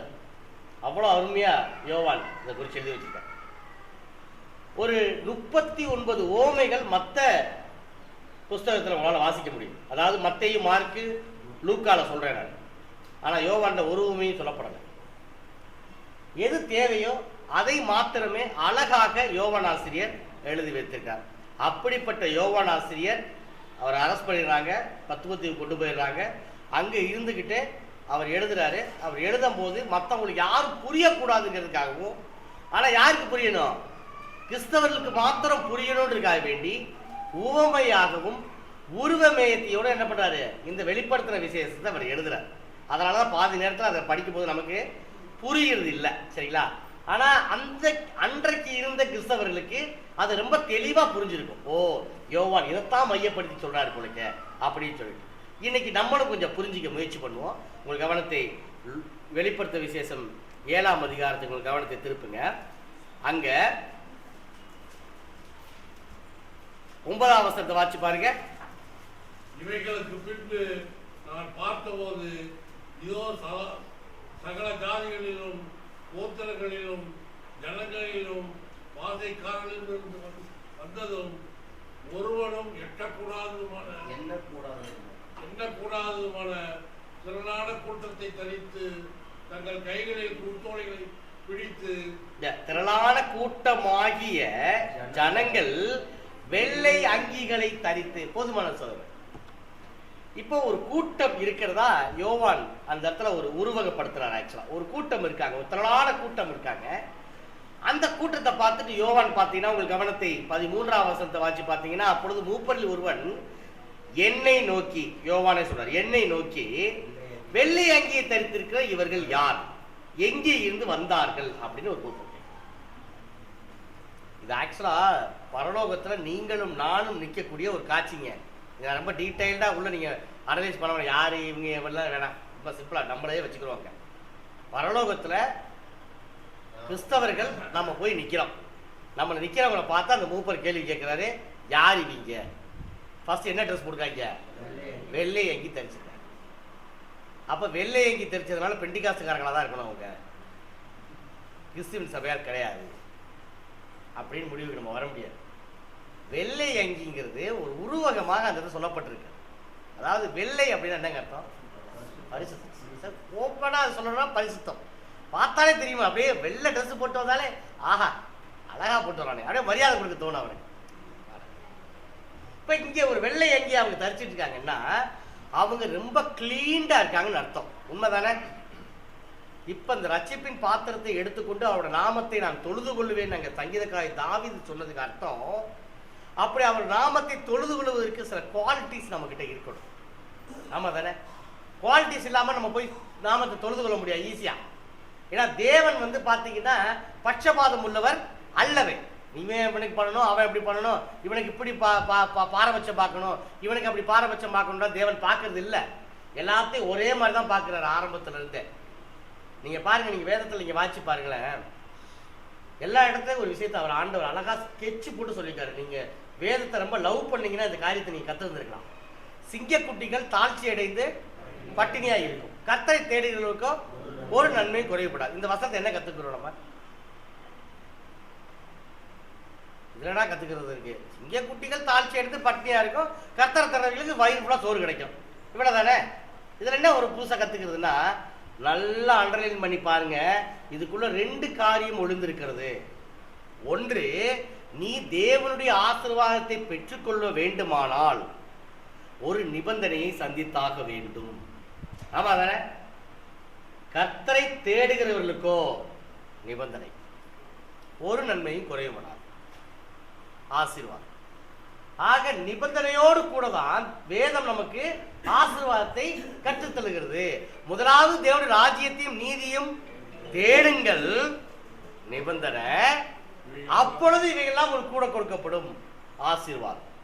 ஆமாதான்? நீங்க நிறைய இடங்கள்ல வாட்சி பாருங்களேன். இப்ப கூட அவர் என்ன சொல்றாருன்னா, நான் உங்ககிட்ட நன்றியை வாங்கிக்கிட்டேன், நான் வாங்கின நன்றிக்கு ஒரு பிரதிபலனாக நான் என்ன செய்வேன்? நன்றியை வாங்கிட்டேன், ஆசீர்வாதத்தை வாங்கிட்டேன். நல்லா தெரிஞ்சுக்கங்க, எப்படி வந்துச்சு ஃபர்ஸ்ட். ஆனா இதுக்கு நான் என்ன நிபந்தனை செய்வேன்னா, ரட்சிப்பின் பாத்திரத்தை கையில் எடுத்துக் கொள்ளுவேன், உங்களுடைய நாமத்தை தொழுது கொள்ளுவேன். உங்களுடைய நாமத்தை தொழுது கொள்ள வேண்டும் என்றால் எனக்கு சில குவாலிட்டிஸ் இருக்க வேண்டும். அதுல முதல் குவாலிட்டிஸ் பாவம் இல்லாமல் இருக்க வேண்டும்.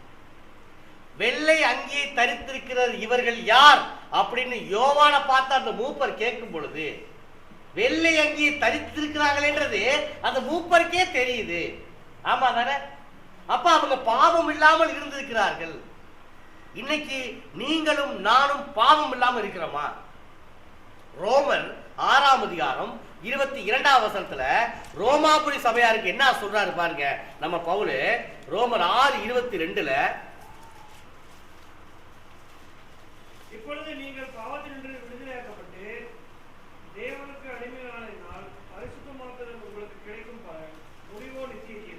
இப்ப நீங்க எதுல இருந்து வெளியே வந்துட்டீங்க? பாவத்திலிருந்து வெளியே வந்துட்டீங்க.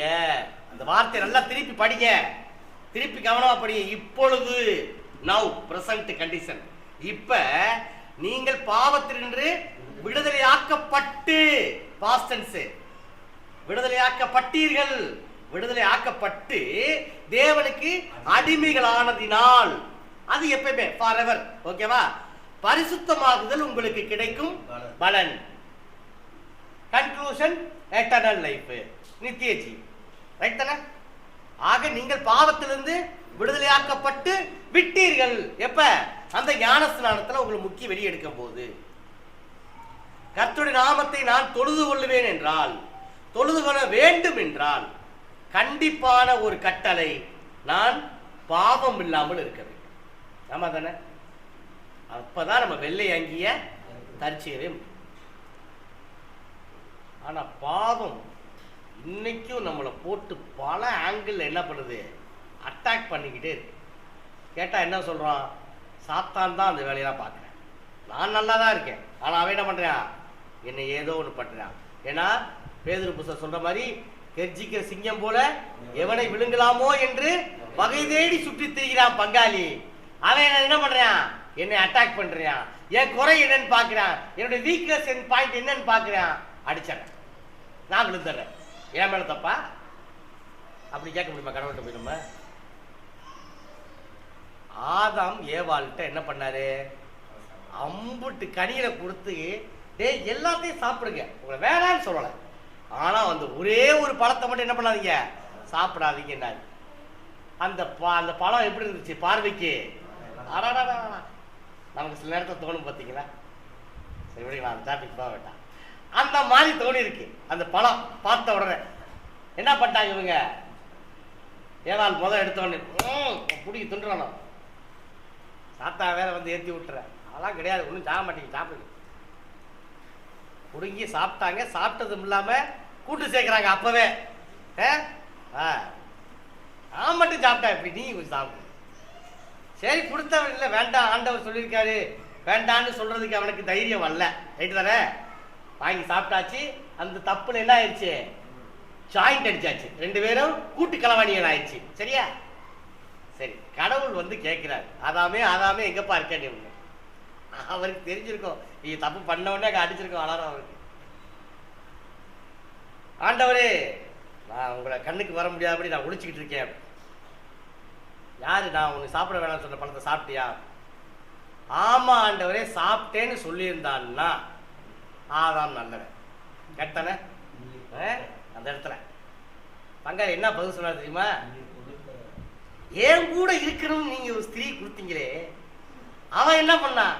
அந்த பழத்தை புடுங்கடா, அவனும் சாப்பிட்டா, எனக்கும் கொடுத்தா, நான் சாப்பிட்டேன். இது ஒரு ஆன்சராங்க? நம்மளா இருந்தா ஓங்கி நறுக்கிட்டு தலையில கொட்ட மாட்டான். ஏன்டா வாங்கி திண்டது இல்லாம சாப்பிட்டியா இல்லையா, எஸ் ஆர் நோன்னு பதில் சொல்றான்டா. ஒன்னு எஸ் சொல்லியிருக்கணும், இல்லை நோ சொல்லியிருக்கணும்ல. அவன் கொடுத்தா நான் சாப்பிட்டேன். எப்ப ஆரம்பிச்சிருக்கு பாருங்க இந்த சிலேட்டு பென்சில் சண்டை எல்லாம். ஆரம்பத்துல 4000 வருஷத்துக்கு முன்னாடியே பழி போடுறதெல்லாம், டீச்சர் அவன் தான் எடுத்தான் டீச்சர் அப்படின்னு சொல்லிட்டு. பாவம் இப்படி தாங்க உலகத்தை பிரவேசி. யோசிச்சு பாருங்க, நம்ம நல்லா தான் இருப்போம், ஆனா அடுத்த என்ன பண்ணுவோம்? நம்மளோட பாவம் செய்து தூண்டுவோம். அடே மாப்பிள்ள வாடா, போகும்டா, என்ன ஒரு அருமையான படம் ரிலீஸ் ஆயிருக்கு, நீ என்ன பைபிள் ஸ்டடி இங்கிலீஷ் ஸ்டடி போவா, என்ஜாய் பண்ணிட்டு வரோம், போய் ஓப்பன் தேட்டரு கும்முன்னு ஒரு பீரை துவைக்க உட்காந்து அடிச்சோம்னா வாழ்க்கை எப்படி என்ஜாய் பண்ணுறது விட்டுட்டு சும்மா பைபிள் கிளாஸ் கிடைக்கிறா கூடுவான். நம்ம என்ன செய்யற? வாங்குற பீரை ரெண்டாவது போதையாத அப்படி சொல்லணும், அப்படித்தானே? ஐயோ ஆண்டவரே, நான் கர்த்தருடைய நாமத்தை தொழுது கொள்ள வேண்டும் என்றால் நான் சுத்தமுள்ளவனாக இருக்க வேண்டும், வெள்ளை அங்கேயே தரித்து கொண்ட பிள்ளையா இருக்க வேண்டும். இன்னைக்கு உங்ககிட்டையும் என்கிட்டையும் என்னென்ன பாவம் இருக்குன்னு ஒவ்வொரு ஆளா வந்து முன்னாடி சொல்லிட்டு போமா? சுத்தம்டா. இதை விட ஒரு வாழ்க்கையில ஒரு தர்ம சங்கடமான சூழ்நிலை யாருக்கும் நடக்காதுன்ற மாதிரி பயப்படாதீங்க தயவுசெய்து. அப்பெல்லாம் கூப்பிட மாட்டேன் நானே. ஏன்னா நானே என் பாவத்தை சொல்ல மாட்டேன், அப்படித்தானே? என்ன வேணாலும் சொல்லுவோம், அது நமக்குள்ளே இருக்கணும். அதெல்லாம் நமக்கு செப்பரேட்டு ஒரு இருண்ட வாழ்க்கை ஒன்று இருக்கு திரும்ப நமக்கு பின்னாடி. தயவு செய்து அப்படிலாம் ஒரு வாழ்க்கை இருந்துச்சுன்னா என்ன பண்ணிருக்காத, இன்னைக்கு அழிச்சிருங்க. இந்த முதல் வாரம் 2025 வருஷத்துல முதல் வாரத்தில் தேவன் சொல்றாரு, ரட்சிப்பின் பாத்திரத்தை கையில எடுத்துக்கிட்டு நீ என்னுடைய நாமத்தை தொழுது கொள்ள வேண்டும் என்றால் முதலாவது நீ பரிசுத்தம் உள்ளவளா பிள்ளையா இருக்க வேண்டும். உன்னிடத்துல ஏதாவது ஒரு பாவம் இருக்கவே ஆனால் இன்னைக்கே அழிச்சிருத, இப்பவே அழிச்சிரு, இந்த செகண்டே அழிச்சிரு. ஏனால் பரிசுத்தம் இல்லாமல் தேவனை என்ன பண்ண முடியாது, தரிசிக்கவே முடியாது, பக்கத்துல போக முடியாது. அப்படி பக்கத்துல போற தரிசிக்கிறது பிரயாசப்படுற, அப்படி தரிசிக்கிறது வீடும் விருதாவாதான். ஒவ்வொரு மனுஷனுக்கும் என்னென்ன பாவம் இருக்குன்றது, என்னென்ன குறைபாடு இருக்குங்கிறது அவன் மனசுக்கு தான் தெரியும். இன்னும் சொல்ல போனா மனைவிகளுக்கு தெரியும். ரொம்ப I understand, I hope that you can understand. கணவனுடைய குறைபாடு என்ன, கணவனுடைய பிரச்சனை என்ன, கணவனுடைய பாவம் என்னன்றது கண்டிப்பா தெரியும். அதாவது இங்கிலீஷ்ல ஒரு பழமொழி உண்டு இல்ல, you please tell your friend name, I will tell you who are you. அப்படிதானே? நம்ம ஃப்ரெண்டுக்கு தெரியும். நம்ம ஃப்ரெண்டை பிடிச்சி விசாரிச்சாலே போதும், பங்காளி எப்படி இருக்கா சொல்லு, அவன் டீட்டெயில்ஸ் அப்படிலாம் சொல்லு அப்படின்ட்டு அவன் என்ன பண்ணுவான், இந்த பஸ் ஒரு சீட் எழுதி தரேன், அடுத்து அடிச்சு சீட்டு கொடு அவனை பத்தி எழுதுறதுக்கு, அடுத்து இன்னொரு சீட்டு கொடு, அவ்வளோ பண்றான்டா, அவ்வளோ பண்ணிக்கிட்டு இருக்கா, நீ வேற அவன் நல்ல பேச்சு வேற சொல்லிக்கிட்டு இருக்கா, அப்படிதான் சொல்லுவான். ஆக தயவு செய்து பரிசுத்தம் இல்லைன்னா பக்கத்தில் தேவன் பக்கத்துல போகவே முடியாது. அதனாலதான் இந்த இடத்துல ரோமர் சொல்றாரு, நீங்கள் பாவத்திலிருந்து பிடிஸ்ட், முடிஞ்சிச்சு. நம்ம எதுக்கு அடிமையா இருக்கோமோ அதுபடிதான் போயிட்டு இருக்கோம். நம்ம தேவனுக்கு இப்ப எப்படி இருக்கோம், அடிமையா இருக்கோம். இன்னும் நம்ம பாவத்துக்கு அடிமையா இல்லை. இன்னொரு வருஷத்தை வாட்சி பார்க்கலாம். 1 பேதுரு 1 14-16 இது நீங்க ஏற்கனவே வாசிருக்கீங்க. உங்களை அழைத்தவர் பரிசுத்தராய் இருக்கிறது போல நீங்களும் உங்கள் நடக்கைகள் எல்லாவற்றிலேயும் பரிசுத்தராய் இருங்க, நான் பரிசுத்தர் ஆகையால் நீங்களும் பரிசுத்தராய் இருங்க என்று எழுதியிருக்கிறதே அங்க எழுதியிருக்கு பழைய ஏற்பாடு. உங்கள் நடக்கைகள் எல்லாவற்றிலையும், அப்படி அதை போல்டு பண்ணி அண்டர்லைன் பண்ணி இட்டாலிக் பண்ணிக்கிங்க. உங்க நடக்கைகள் எல்லாவற்றிலையும்னா நீங்க மூச்சு வர்றதுல இருந்து சாப்பிட்றது இருந்து தூங்குறது, ஓடுறது, நடக்கிறது, பேசுறது எல்லாமே இதான் உங்க நடக்கைகள். உங்கள் நடக்கைகள் எல்லாவற்றிலையும் எப்படி இருக்க, பியூரா இருங்க, பரிசுத்தமா இருங்க. பாவத்தை தூக்கி ஓரம் தட்டு கட்டுங்க. பாவமே இல்லாம வாழ்ந்து பாருங்க. பாவத்துக்கும் உங்களுக்கும் நிறைய தூரம் நினைச்சு பாருங்க. கஷ்டம் வரும் இல்லைன்னு சொல்லலாம், அடுத்த சாப்பிட்றது அதான் நமக்கு கஷ்டம் வரும் இல்லைன்னு சொல்லலாம். ஆனால் பாவம் இல்லாமல் வாழும் பொழுது தேவன் உண்மையா என்ன பண்ணுவாரு, சே என் பிள்ளை பாரு எவ்வளவு கஷ்டப்படுறேன், யோசிச்சு பாருங்க. இந்த தப்பை நீ செஞ்சா உனக்கு ப்ரொமோஷன் கன்ஃபார்ம்டு ஆபீஸ்ல. இப்ப இந்த தப்பை நீ செஞ்சிட்டேன்னா நீ ரொம்ப நாளா எதிர்பார்த்துக்கிட்டு இருக்க வைர நெக்லஸ் உனக்கு தான் இப்படின்னு ஒரு கண்டிஷன் பேசிஸ்ல நமக்கு முன்னாடி வைக்கப்பட்டா ரொம்ப வருஷமா காத்திருப்போம் அந்த ப்ரொமோஷனுக்காக, ரொம்ப வருஷமா காத்திருப்போம் அந்த பொருள் மீது ஆசையினால. அந்த பாவத்தை செய்யறது தயாரா இருப்போமா மாட்டோமா? ரொம்ப எளிமையா என்னவே சொல்றேனே, திடீர்னு கோயம்புத்தூர்ல ஒரு மிகப்பெரிய ஒரு பங்களா மாதிரி ஒரு வீடு எல்லாமே பண்ணி தராங்க, எல்லா விஷயங்களும் உங்களுக்கு இருக்கு, லைஃப் லாங் உங்களுக்கு அமௌண்ட் செட்டில் எல்லாமே பண்ண, உங்க பிள்ளைகளுக்கு படிப்பு எல்லாமே உண்டு, everything arranged, no need to go and serve anywhere. சிம்பிளா நீங்க செய்ய வேண்டிய ஒரே வேலை, சபைக்கு போகக்கூடாது, நாளைக்கு காலையில் மாலையை போட்டு ஐயப்பன் கோயிலுக்கு முருகன் கோயிலுக்கு போகணும், இவ்வளவுதான் கண்டிஷன் பேசிச்சு. நீங்க எல்லாமே உங்களுக்கு கொடுக்கப்படும், காரு பங்களா எல்லாமே சொத்து சுகம். நம்மள எத்தனை பேர் போறது ரெடியா இருப்போம்? அதேமாதிரி நாளைக்கு காலையில கோயிலில் கூட்டமே இருக்கணும். நம்மளை விலைக்கு விடுறதுக்கே ஒரு போலீஸ் வந்து நிற்பாங்க, என்னப்பா திடீர்னு நாளைக்கு இவ்வளோ பேர் வரீங்க, இல்லைங்க எங்களுக்கு எல்லாமே தராங்களாமுங்க. போமா மாட்டோமாங்க, போக மாட்டோமா? ஏன் உற்சாகமா சொல்ல மாட்டேங்கிறீங்களே போக மாட்டோம்ட்டு? யாரோ 2-3 பேர் போக மாட்டோம். ஏங்க தயவு செய்து தேவன் கொடுத்த இந்த ரட்சிப்பை நீங்க ரொம்ப கேஷுவலா நினைச்சீங்கன்னா, நம்மள மாதிரி ஒரு பாவப்பட்ட ஜென்மங்கள் யாருமே இல்லை. அதை நானே சொல்ல, வேதமே சொல்லுது. அதாவது பாவிகளே ரட்சிக்கப்படுவது அப்படியே சொல்லப்பட்டிருக்கு, நீதிமானே ரட்சிக்கப்படுவது அரிதானால் பாவியும் துன்மார்க்கனும் எங்க போய் நிப்பான்? நம்மளே ரட்சிக்கப்படுறது ரொம்ப கஷ்டம் போலைக்க. எவ்வளவு நமக்கு எத்தனை டெஸ்ட் இருக்கு, எத்தனை இன்டர்னல் வைக்க போறான்னு தெரியல தேவன். அந்த இன்டர்னல் அப்புறம் பிராக்டிக்கல் வேற வைப்பார் உனக்கு தேவன். எல்லாம் வச்சதுக்கு அப்புறம் தான் நம்மளை பாஸ் பண்ணுவாரா ஃபெயில் பண்ணுவாரான்னு தெரியல, அந்த நியாய தீர்ப்பு எப்படி நடக்கணும்னு தெரியல. இவ்வளோ நடந்துமே நம்ம பர்ஃபெக்டா நடந்துக்கல, பாவத்தோட வாழ்ந்துகிட்டு இருக்கோம்னா நம்ம ஏங்க இவ்வளவு கஷ்டப்படுறோம்? யோசிச்சு பாருங்க. அப்ப நமக்கும் இந்த உலகத்தாருக்கு என்ன வித்தியாசம் உண்டு? ஏன் நமக்குள்ள இன்னும் அந்த அழுக்கான சிந்தனைகளையும் அழுக்கான எண்ணங்களையும் அடுத்தவன் நாசமா போகணுன்ற கெட்ட சிந்தனைகள் ஏன் நமக்குள்ள இருக்கு? ஏன் மேட்டிமை இருக்கு? அவெல்லாம் ஒரு ஆண்டு அவன் பாரு என்னை பேசிக்கிட்டு இருக்கான்னு ஏன் நினைக்கிற? அவனுக்கும் அதே 6 அடி தான், உனக்கும் அதே 6 அடி தானே, அதே பெட்டி தான். என்ன கொஞ்சம் குண்டா இருந்தா பெட்டியை கொஞ்சம் விரிச்சிக்க பண்ணுவாங்க, ஒல்லியா இருந்தா கொஞ்சம் பெட்டியை சுருக்கி பண்ணுவாங்க, அவ்வளவுதானே. புதைக்கிறதுக்கே இடம் இல்லையாமுங்க நிறைய பேத்துக்கு. நம்மளெல்லாம் ஏற்கனவே ஒருத்தர் போச்சாங்க பார்த்தீங்களா, அவங்க மேலதான் புதைக்கிறப்ப என்ன ஆட்டம் ஆடுற பூமி நம்ம இருக்கும் போது என்னென்ன பண்றது. இப்போ நான்லாம் ஒரு பெரிய ஆளு எப்படி தெரியுமா, அப்படி அப்படி டீசெண்டாக நடந்துக்கிறது, அப்படி ஸ்டைலிஷாக போய் எனக்கு பிடிச்ச ஆள்கிட்ட தான் பேசுவேன் சபைக்கு வந்தாலும், எனக்கு பிடிச்ச மக்கள்கிட்ட தான் பேசுவேன் சபைக்கு வந்தாலும். Because I am well educated persons, நான் ரொம்ப பணக்காரன், மற்றவங்கள்ட்ட பேசி பழக மாட்டேன். அப்பே தேவை அவன் என்கிட்ட வந்து பேசட்டும். பக்கி நீ கிட்ட கொஞ்ச நாள் நீயும் சாக போறான், அவனும் சாக போறான். யோசிச்சு பாரு, இந்த பாவத்தை உள்ள வச்சுக்கிட்டு பைபிளை தொடரோம் நம்ம. இங்க சொல்றாரு, ரட்சிப்பின் பாத்திரத்தை கையில் எடுத்துக்கொண்டு உங்களுடைய நாமத்தை தொழுது கொள்ளுவேன்னா நீ பாவம் இல்லாமல் இருக்கணுமப்பா. நீ பாவமே இல்லாம எப்படி தொழுது கொள்ள முடியும்? தொழுது கொள்றதுக்கு கண்டிஷன் வேணும்ல. இங்க சொல்றாரு பாருங்க, நான் பரிசுத்தர் ஆகையால் நீங்கள் பரிசுத்தராயிருங்கள். இதுக்கு மேல என்னங்க எப்படிங்க தேவன் கேட்க முடியும்? அடுத்த வசனத்தை வாசி பாருங்க. இதே 1 கொரிந்தியர் 3ஆம் அதிகாரம் 17ஆவது வசனத்தை வாசி பாருங்க. சற்று விரைவாக வாசிப்போம். ஒருவன் தேவனுடைய ஆலயத்தை கெடுத்தால் அவனை தேவன் கெடுப்பார். பார்த்துக்கங்க, வெரி சிம்பிள். இந்த கெட்ட சிந்தனைகள், கெட்ட எண்ணங்கள், இதெல்லாம் நம்ம சரீரத்தை விட்டு என்ன பண்ணுவோம்? துரோகவே இல்லைன்னா பக்கத்துல போக முடியாது, தேவன் பக்கத்துல போகவே முடியாது. நீங்க சொன்ன எந்த நன்றி சொன்னாலும் அவர் ஏத்துக்கிறவும் மாட்டார். இன்னொரு வசனத்தை வாசி பாருங்க. இதே 1 கொரிந்தியர் 6ஆம் அதிகாரம் 19ஆம் வசனம்.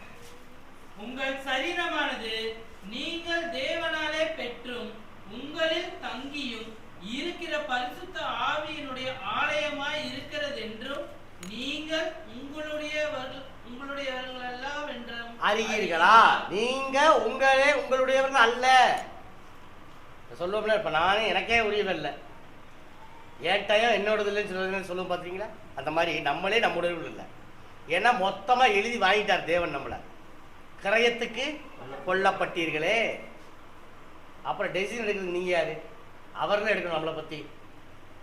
என்னைக்காவது ஜெபம் இப்படி பண்ணிருக்கீங்களா? ஆண்டவரே 2020 பிறந்துருச்சு, நான் என்ன பண்ண போறேன்னு தெரியல, எனக்கு எவ்வளவு ஞானத்தை கொடுக்க போறீங்கன்னு தெரியல, நீங்களே கொடுத்து நீங்களே பார்த்துக்குங்க, நான் எங்க போய் சேரணுங்கிறது நீங்களே டிசைட் பண்ணிக்கிங்க, எல்லாமே நீங்களே பார்த்துங்க. ஆண்டவரே பண்ணிருக்கோம் அப்படி.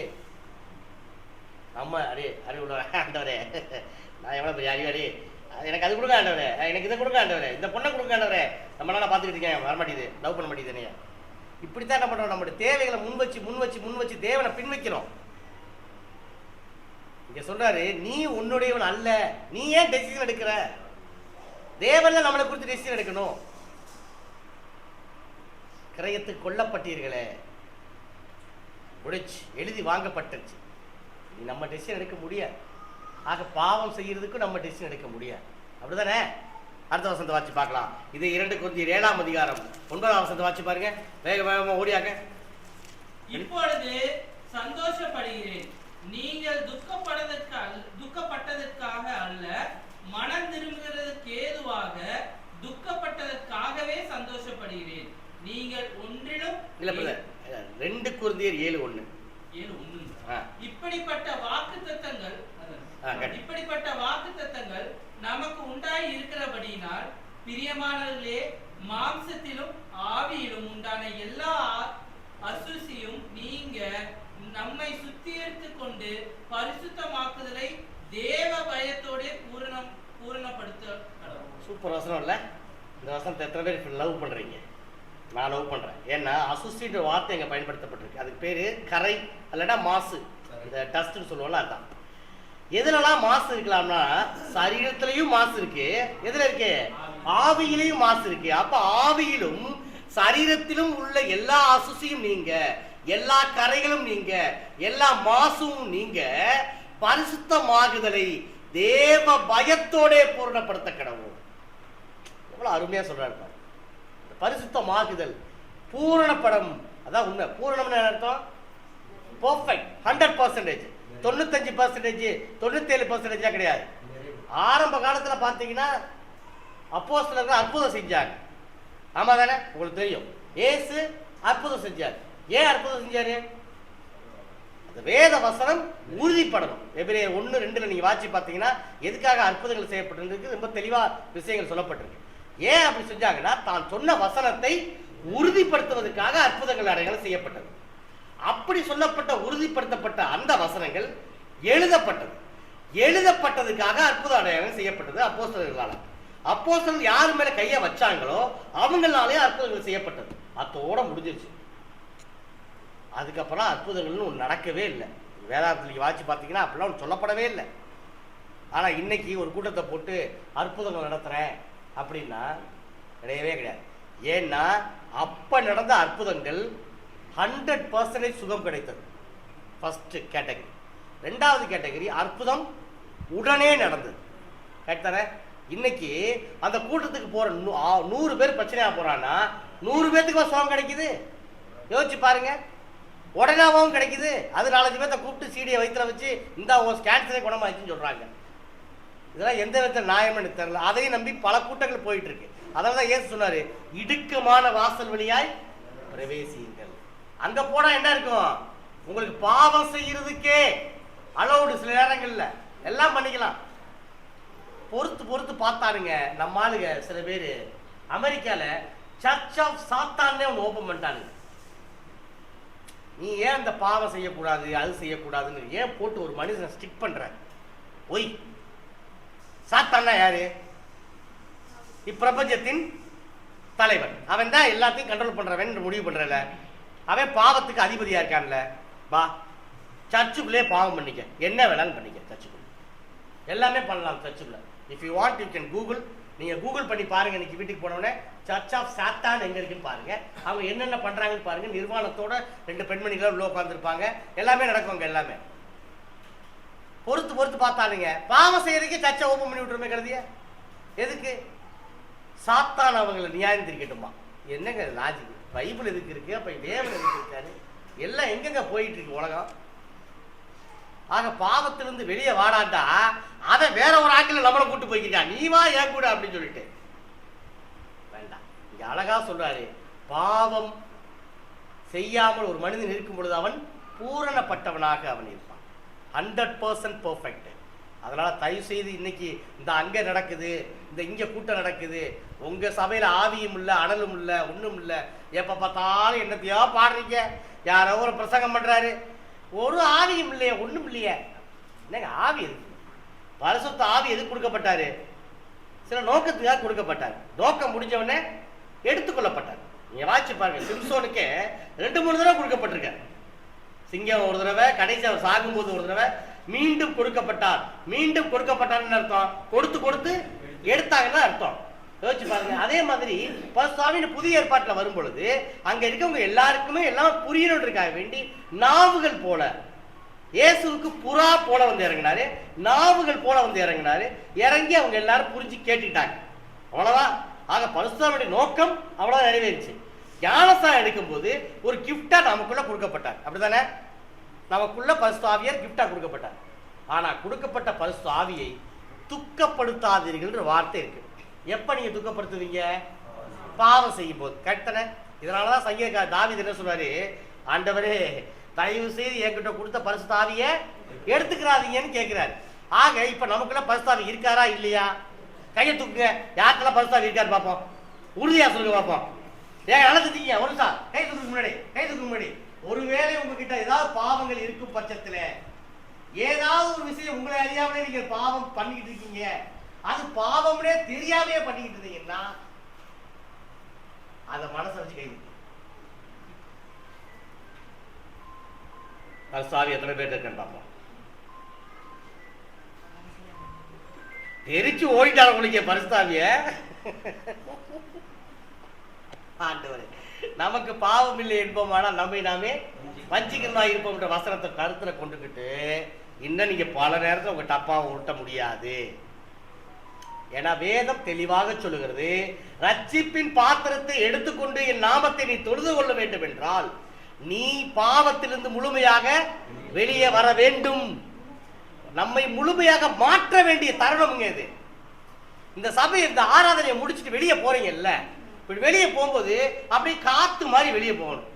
எந்த பாவமும் நமக்குள்ள இல்லாம, எந்த வெயிட்டும் இல்லாம கேஷுவலாக அப்படியே போயிட்டு கேஷுவலாக வீட்டில் போனோடனே எப்படி இப்படி மாற்றம் பெற்று வந்திருக்கீங்க.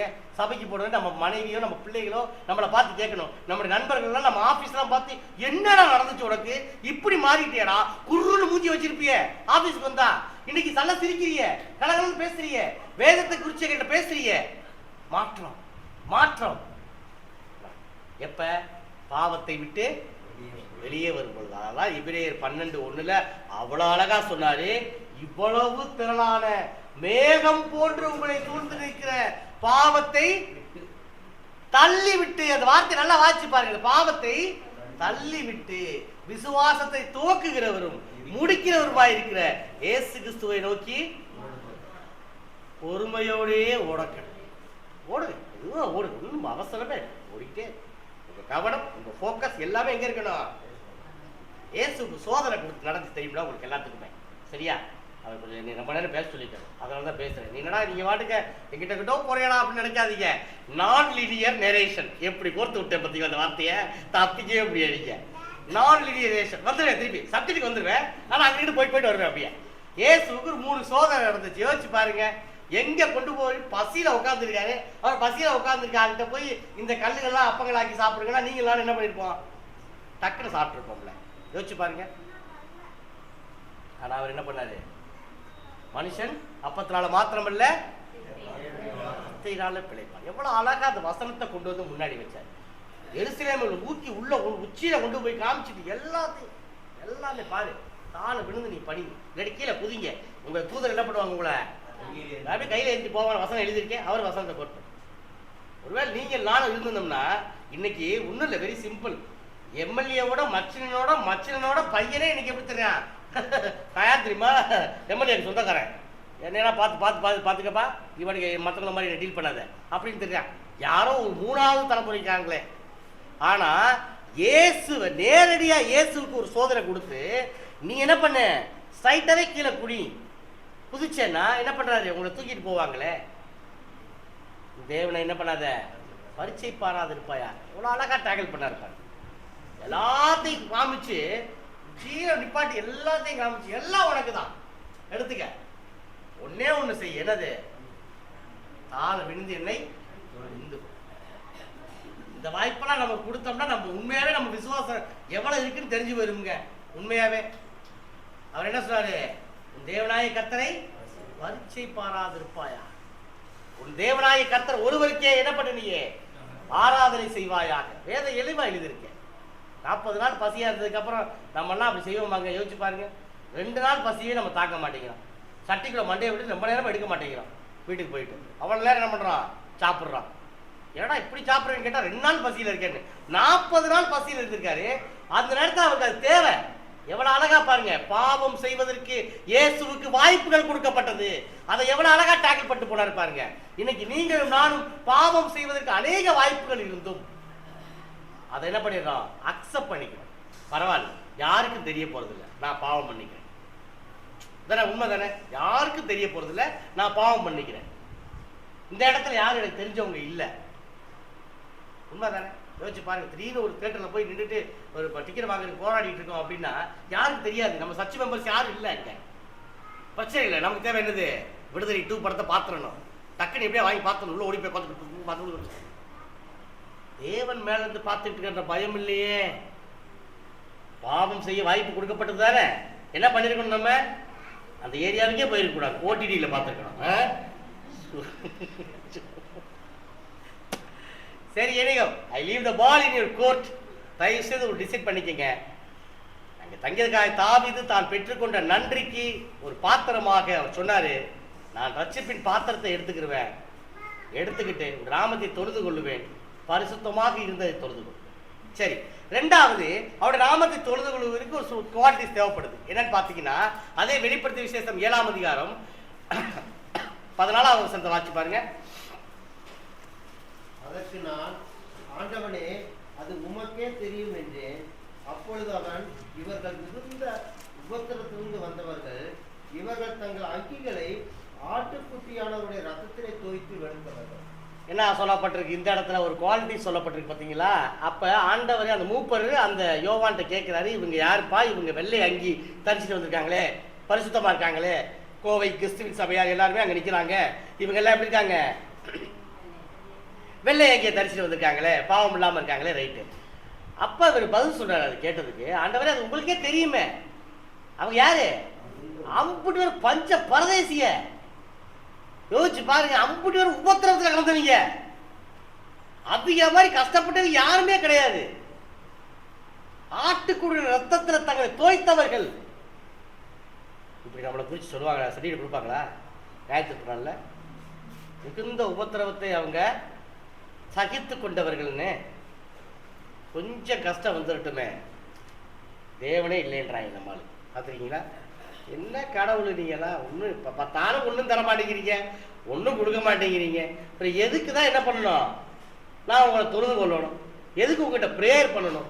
சில பேர்லாம் ப்ரேயர் பண்ணதை நிப்பாட்டிடுறான், ஏன்னா ஒன்றும் கிடைக்கிறது இல்லை, ஒன்றும் ரெஸ்பான்ஸ் இல்லை.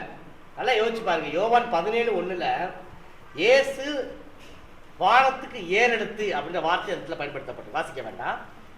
இயேசு வானத்துக்கு ஏறெடுத்து அப்படின்னு இயேசு ஜெபம் பண்றார்.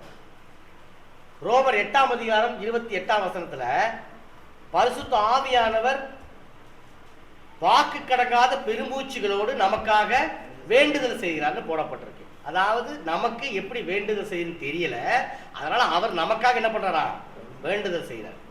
ஆக இயேசு ஜெபம் பண்றாரு, பரிசுத்த ஆவி ஜெபம் பண்றாரு நமக்காக. ஆனா இவங்க 2 பேர்த்தையும், இவங்க 3 பேர்த்தையும் கடவுளா நினைச்சுக்கிட்டு இருக்கோம் நம்ம. ஆனா நம்ம ஜெபம் பண்றது இல்லை, தேவன் கிட்ட பேசுறது இல்லை. உண்மைதானே? ஏன்னா பேசணும்னா என்ன நடக்குது, இல்லை ஒன்றும் நடக்கலை. நல்லா தெரிஞ்சுக்குங்க, சில நேரங்களில் ஜெபத்திற்கு பதில் லேட்டாக தான் கிடைக்கும்.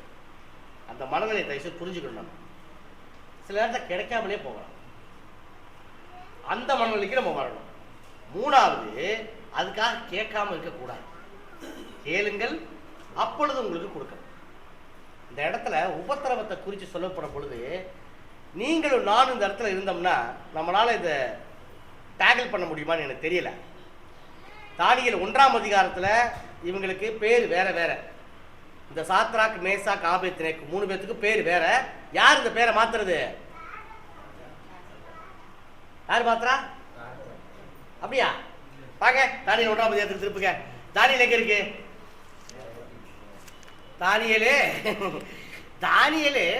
தானியேல் இங்கதானே, இங்க பார்த்தோம். அநேகமா எரேமியாவுக்கு பின்னாடி இருக்குமோ என்னவோ. தானியேல் 1 வாட்சி பாருங்க. அந்த இடத்துல 6 அவர்களுக்குள் யூதா புத்திரராகிய தானியேல், அனனியா, மிஷாவேல், அசரியா என்பவர்கள் இருந்தார்கள். சரி, பிரதானிகளின் தலைவன் தானியேலுக்கு, பிரதானிகளின் தலைவன், ராஜா இல்ல, பிரதானிகளின் தலைவன் சொல்றதுதான் கூப்பிட்டேன். அங்க அவங்களுக்கு பேர் மாத்துறாங்க. யார் இந்த தானியேல், சாத்ராக், மேசாக், ஆபேத்நேகோ? யார் இவங்க? அன்னைக்கு நம்ம படிச்சோம், ஞாபகம் இருக்கா அவங்களுக்கு? எங்க இருந்து போனவங்க? கீழே இருந்து போனவங்க, மேல இல்ல. மேல இருந்தவங்க அசீரியாவுக்கு போயிட்டாங்க.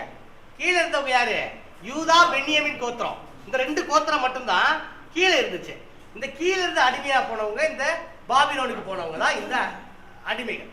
இந்த அடிமைகள் சில பேர் அங்க உயர் பதவி வகிச்சாங்க, அதுல ஒருத்தங்க தான் இவங்க.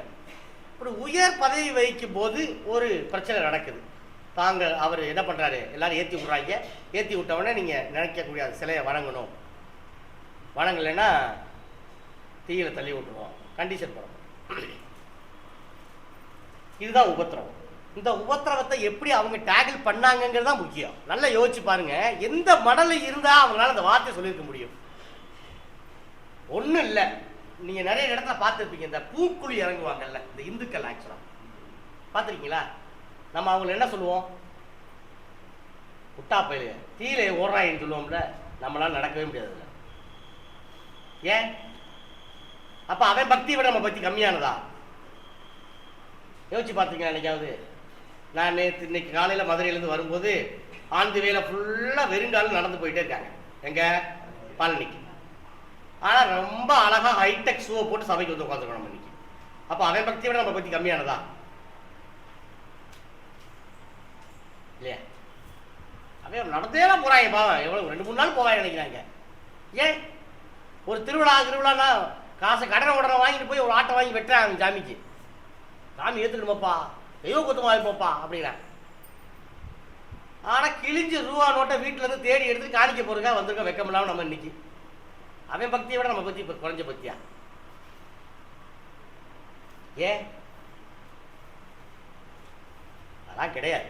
நம்ம பக்தி தான் சிலை சிறந்த பக்தி. அவனுக்கு அவன் சாமியே என்னன்னு தெரியல. அறியாமையில் உள்ள காலங்களில் தேவன் காணாதவர் போல இருந்தார். இந்த இடத்துல நீங்கள் அறியாத ஒரு தேவன் பேர் எழுதி வச்சிருந்திருக்கு, அதுவே என்னன்னு தெரியாம என்ன பண்ணிருக்காங்க, அதை சாமி கும்பிட்டுருக்காங்க. இன்னைக்கு அதனுடைய எக்ஸ்டென்ஷன் என்னது, மயில்களெல்லாம் போய் கும்பிடுறாங்க சாமின்ட்டு. ஒரு டபக்கு ஒரு வேட்டியை கட்டிட்டு சாமி இடிக்குதா அப்படின்னு சொல்லிட்டு. ஏன்னா விரிச்சு பார்த்தா சென்னை 400 கிலோமீட்டர் போட்டிருக்கோம்ல, பார்த்துருக்கீங்களா நீங்க? அதெல்லாம் சாமியை கும்பிட்றாங்க. அவங்களுடைய அறியாமை அது தெரியப்படுது. ஆனா அவங்க கிட்ட ஒரு பிளஸ் பாயிண்ட் என்னன்னா, அந்த சப்கான்சியஸ் மைண்டுக்குரிய பக்தி வைராக்கியம். சப்கான்சியஸ் மைண்டுக்குள்ள இருக்கக்கூடிய பக்தி வைராக்கியம். இதை நான் ஏன் இப்படி அழகா எக்ஸ்பிளைன் பண்றேன்னா, கொட்டடிச்சு உரிமை அடிக்கும் போது அவனுக்குள்ள சாமி வரும்பொழுதுன்ற உணர்வை கொடுத்துட்டு அவன் செய்யக்கூடிய செயல்கள்லாம் பார்த்தீங்கன்னா அவ்வளோ பிரமிப்பா இருக்கும். உண்மையா தத்ரூபமா ஆடுற மாதிரி இருக்கும். அப்படியே ஒரு சாமி உள்ள வந்துச்சோ அப்படி ஒரு சாமி இல்லை எழுதிக்கணும்னா நம்ம பைபிள் தூக்கி போற தப்பு போலிக்க அப்படின்னு நினைக்கிறாலும் தோன்றும். ஆனா அவனுக்குள்ள இருக்கக்கூடிய சப்கான்சியஸ் மைண்ட்ல ஜென்ரலாவே ஒரு மனிதனுக்கு அந்த இசை அடிக்கும் போது ஒரு என்ன வரும், ஒரு உந்துதல் வரும். அப்படி வரும்போது அதை வெளிப்படுத்துறான் அவன் ஆக்சுவலா. ஆனா அவன் செய்யக்கூடிய தப்பு அதுதான். ஒரு கல்லு ஏசாயால சொல்ற மாதிரி அதுக்கு மூக்கு இருந்தும் முகராது, கண்ணு இருந்தும் காணாது, வாய் இருந்தும் பேசாது, காது இருந்தும் கேளாதுன்னு ரொம்ப தெளிவா போடப்பட்டிருந்து அதை உணர்ந்தக்கூடிய உணர்வு அவனுக்கு இல்லை. ஆனா நமக்கு இருக்கு. அதனாலதான் நம்ம என்ன பண்ணிருக்கோம், ஜீவனுள்ள தேவனை தொழுது கொள்கிறோம். ஆனா பக்தி வைராக்கியம் என்ன இருக்கு, கம்மியா இருக்கு நமக்கு. காரணம் உபத்திரவம் நம்ம கிட்ட இல்லை. உண்மைதானே? உபத்திரத்துக்குள்ளேயே டிராவல் ஆகுறது இல்லை. ஏன்னா நம்ம கம்ஃபர்ட் ஜோனுக்குள்ளேயே வாழ்ந்துக்கிறோம். நம்ம ஒருத்தருக்கு உதவி செய்ய போறேன், அவனுக்கு உதவி செஞ்சா எனக்கு கஷ்டம் வரப்போகுது அப்படின்னா நம்ம அப்படி செய்ய மாட்டோம். நான் எதுக்கு அவனுக்கு உதவி செஞ்சு என் கஷ்டத்தை வரவழைச்சுக்கணும்? தேவையில்லையே. நான் பாட்டுக்கு சேஃபா நான் உண்டு, என் குழந்தை உண்டு, என் குடும்பம் உண்டு, என் மனைவி உண்டு, என் அப்பா அம்மா உண்டுன்னு வாழ்ந்துட்டு போறேன். எதுக்கு நான் அதை விட அந்த வட்டத்தை விட்டு வெளியே வரணும்? வெளியே வந்தா தானே பாடுபடணும். வேதம் 1 திசைகள் ரொம்ப அழகா சொல்லுதே, கிறிஸ்துவுக்குள் தேவ பக்தியாய் நடக்க மனதாய் இருக்கிற யாவரும். ஏங்க எத்தனை நேரம் இந்த வசனத்தை வெக்கமெல்லாம் படிச்சிருக்கோம். நம்ம என்னைக்கா துன்பப்படுறோமாங்க? நம்ம துன்பப்படுறோமாங்க? நமக்கு துன்பம் இல்லை என்றால், நாம் உபத்திரவப்படவில்லை என்றால் நாம் கிறிஸ்தவர்களே அல்ல. Damn sure. இதை எழுதி வச்சுக்கீங்க. இன்னைக்கு உங்களுக்கு கஷ்டமே இல்லை இந்த பூமியில வாழும் பொழுது. எந்த கஷ்டமும் இல்லாம நான் வாழ்றேன்னா நம்ம வாழ்ற வாழ்க்கையே வேஸ்ட். கிறிஸ்தவம் இல்லை, பரலோகம் கிடையாது உங்களுக்கு. சாரி நமக்கு. ஏன்னா நியாய தீர்ப்பு நாள்ல அந்த மூப்பர்கிட்ட யோவான் சொல்ற வார்த்தை அது, இவர்கள் மிகுந்த உபத்திரவத்திலிருந்து வந்தவர்கள். அப்ப ரொம்ப கஷ்டத்துல இருந்துதான் அதை ஃபீல் பண்ணவே முடியும். நம்மளால கிறிஸ்தவத்தை ஃபீல் பண்ணவே முடியும். ஆக எனக்கு கஷ்டம் இல்லை, நான் நல்லா இருக்கேன், நான் பாட்டுக்கு அமைதியா ஜீவனம் பண்ணிட்டு இருக்கேன்னா தப்பு. எங்கேயோ நம்ம வாழ்க்கையில எங்கேயோ ஒரு இடத்துல தவறு நடந்துகிட்டுன்னு அர்த்தம். தயவு செய்து உபத்திரவப்படுவதற்கு என்ன பண்ணுவோம், தயாரா இருப்போம். ஏன்? 1 பேதுரு 4ஆம் அதிகாரம் 1ஆம் வசனம் இப்படி சொல்லுது. என்ன சொல்லுது? வாசிங்க. இப்படி இருக்க 1 பேதுரு 4:1 தான்.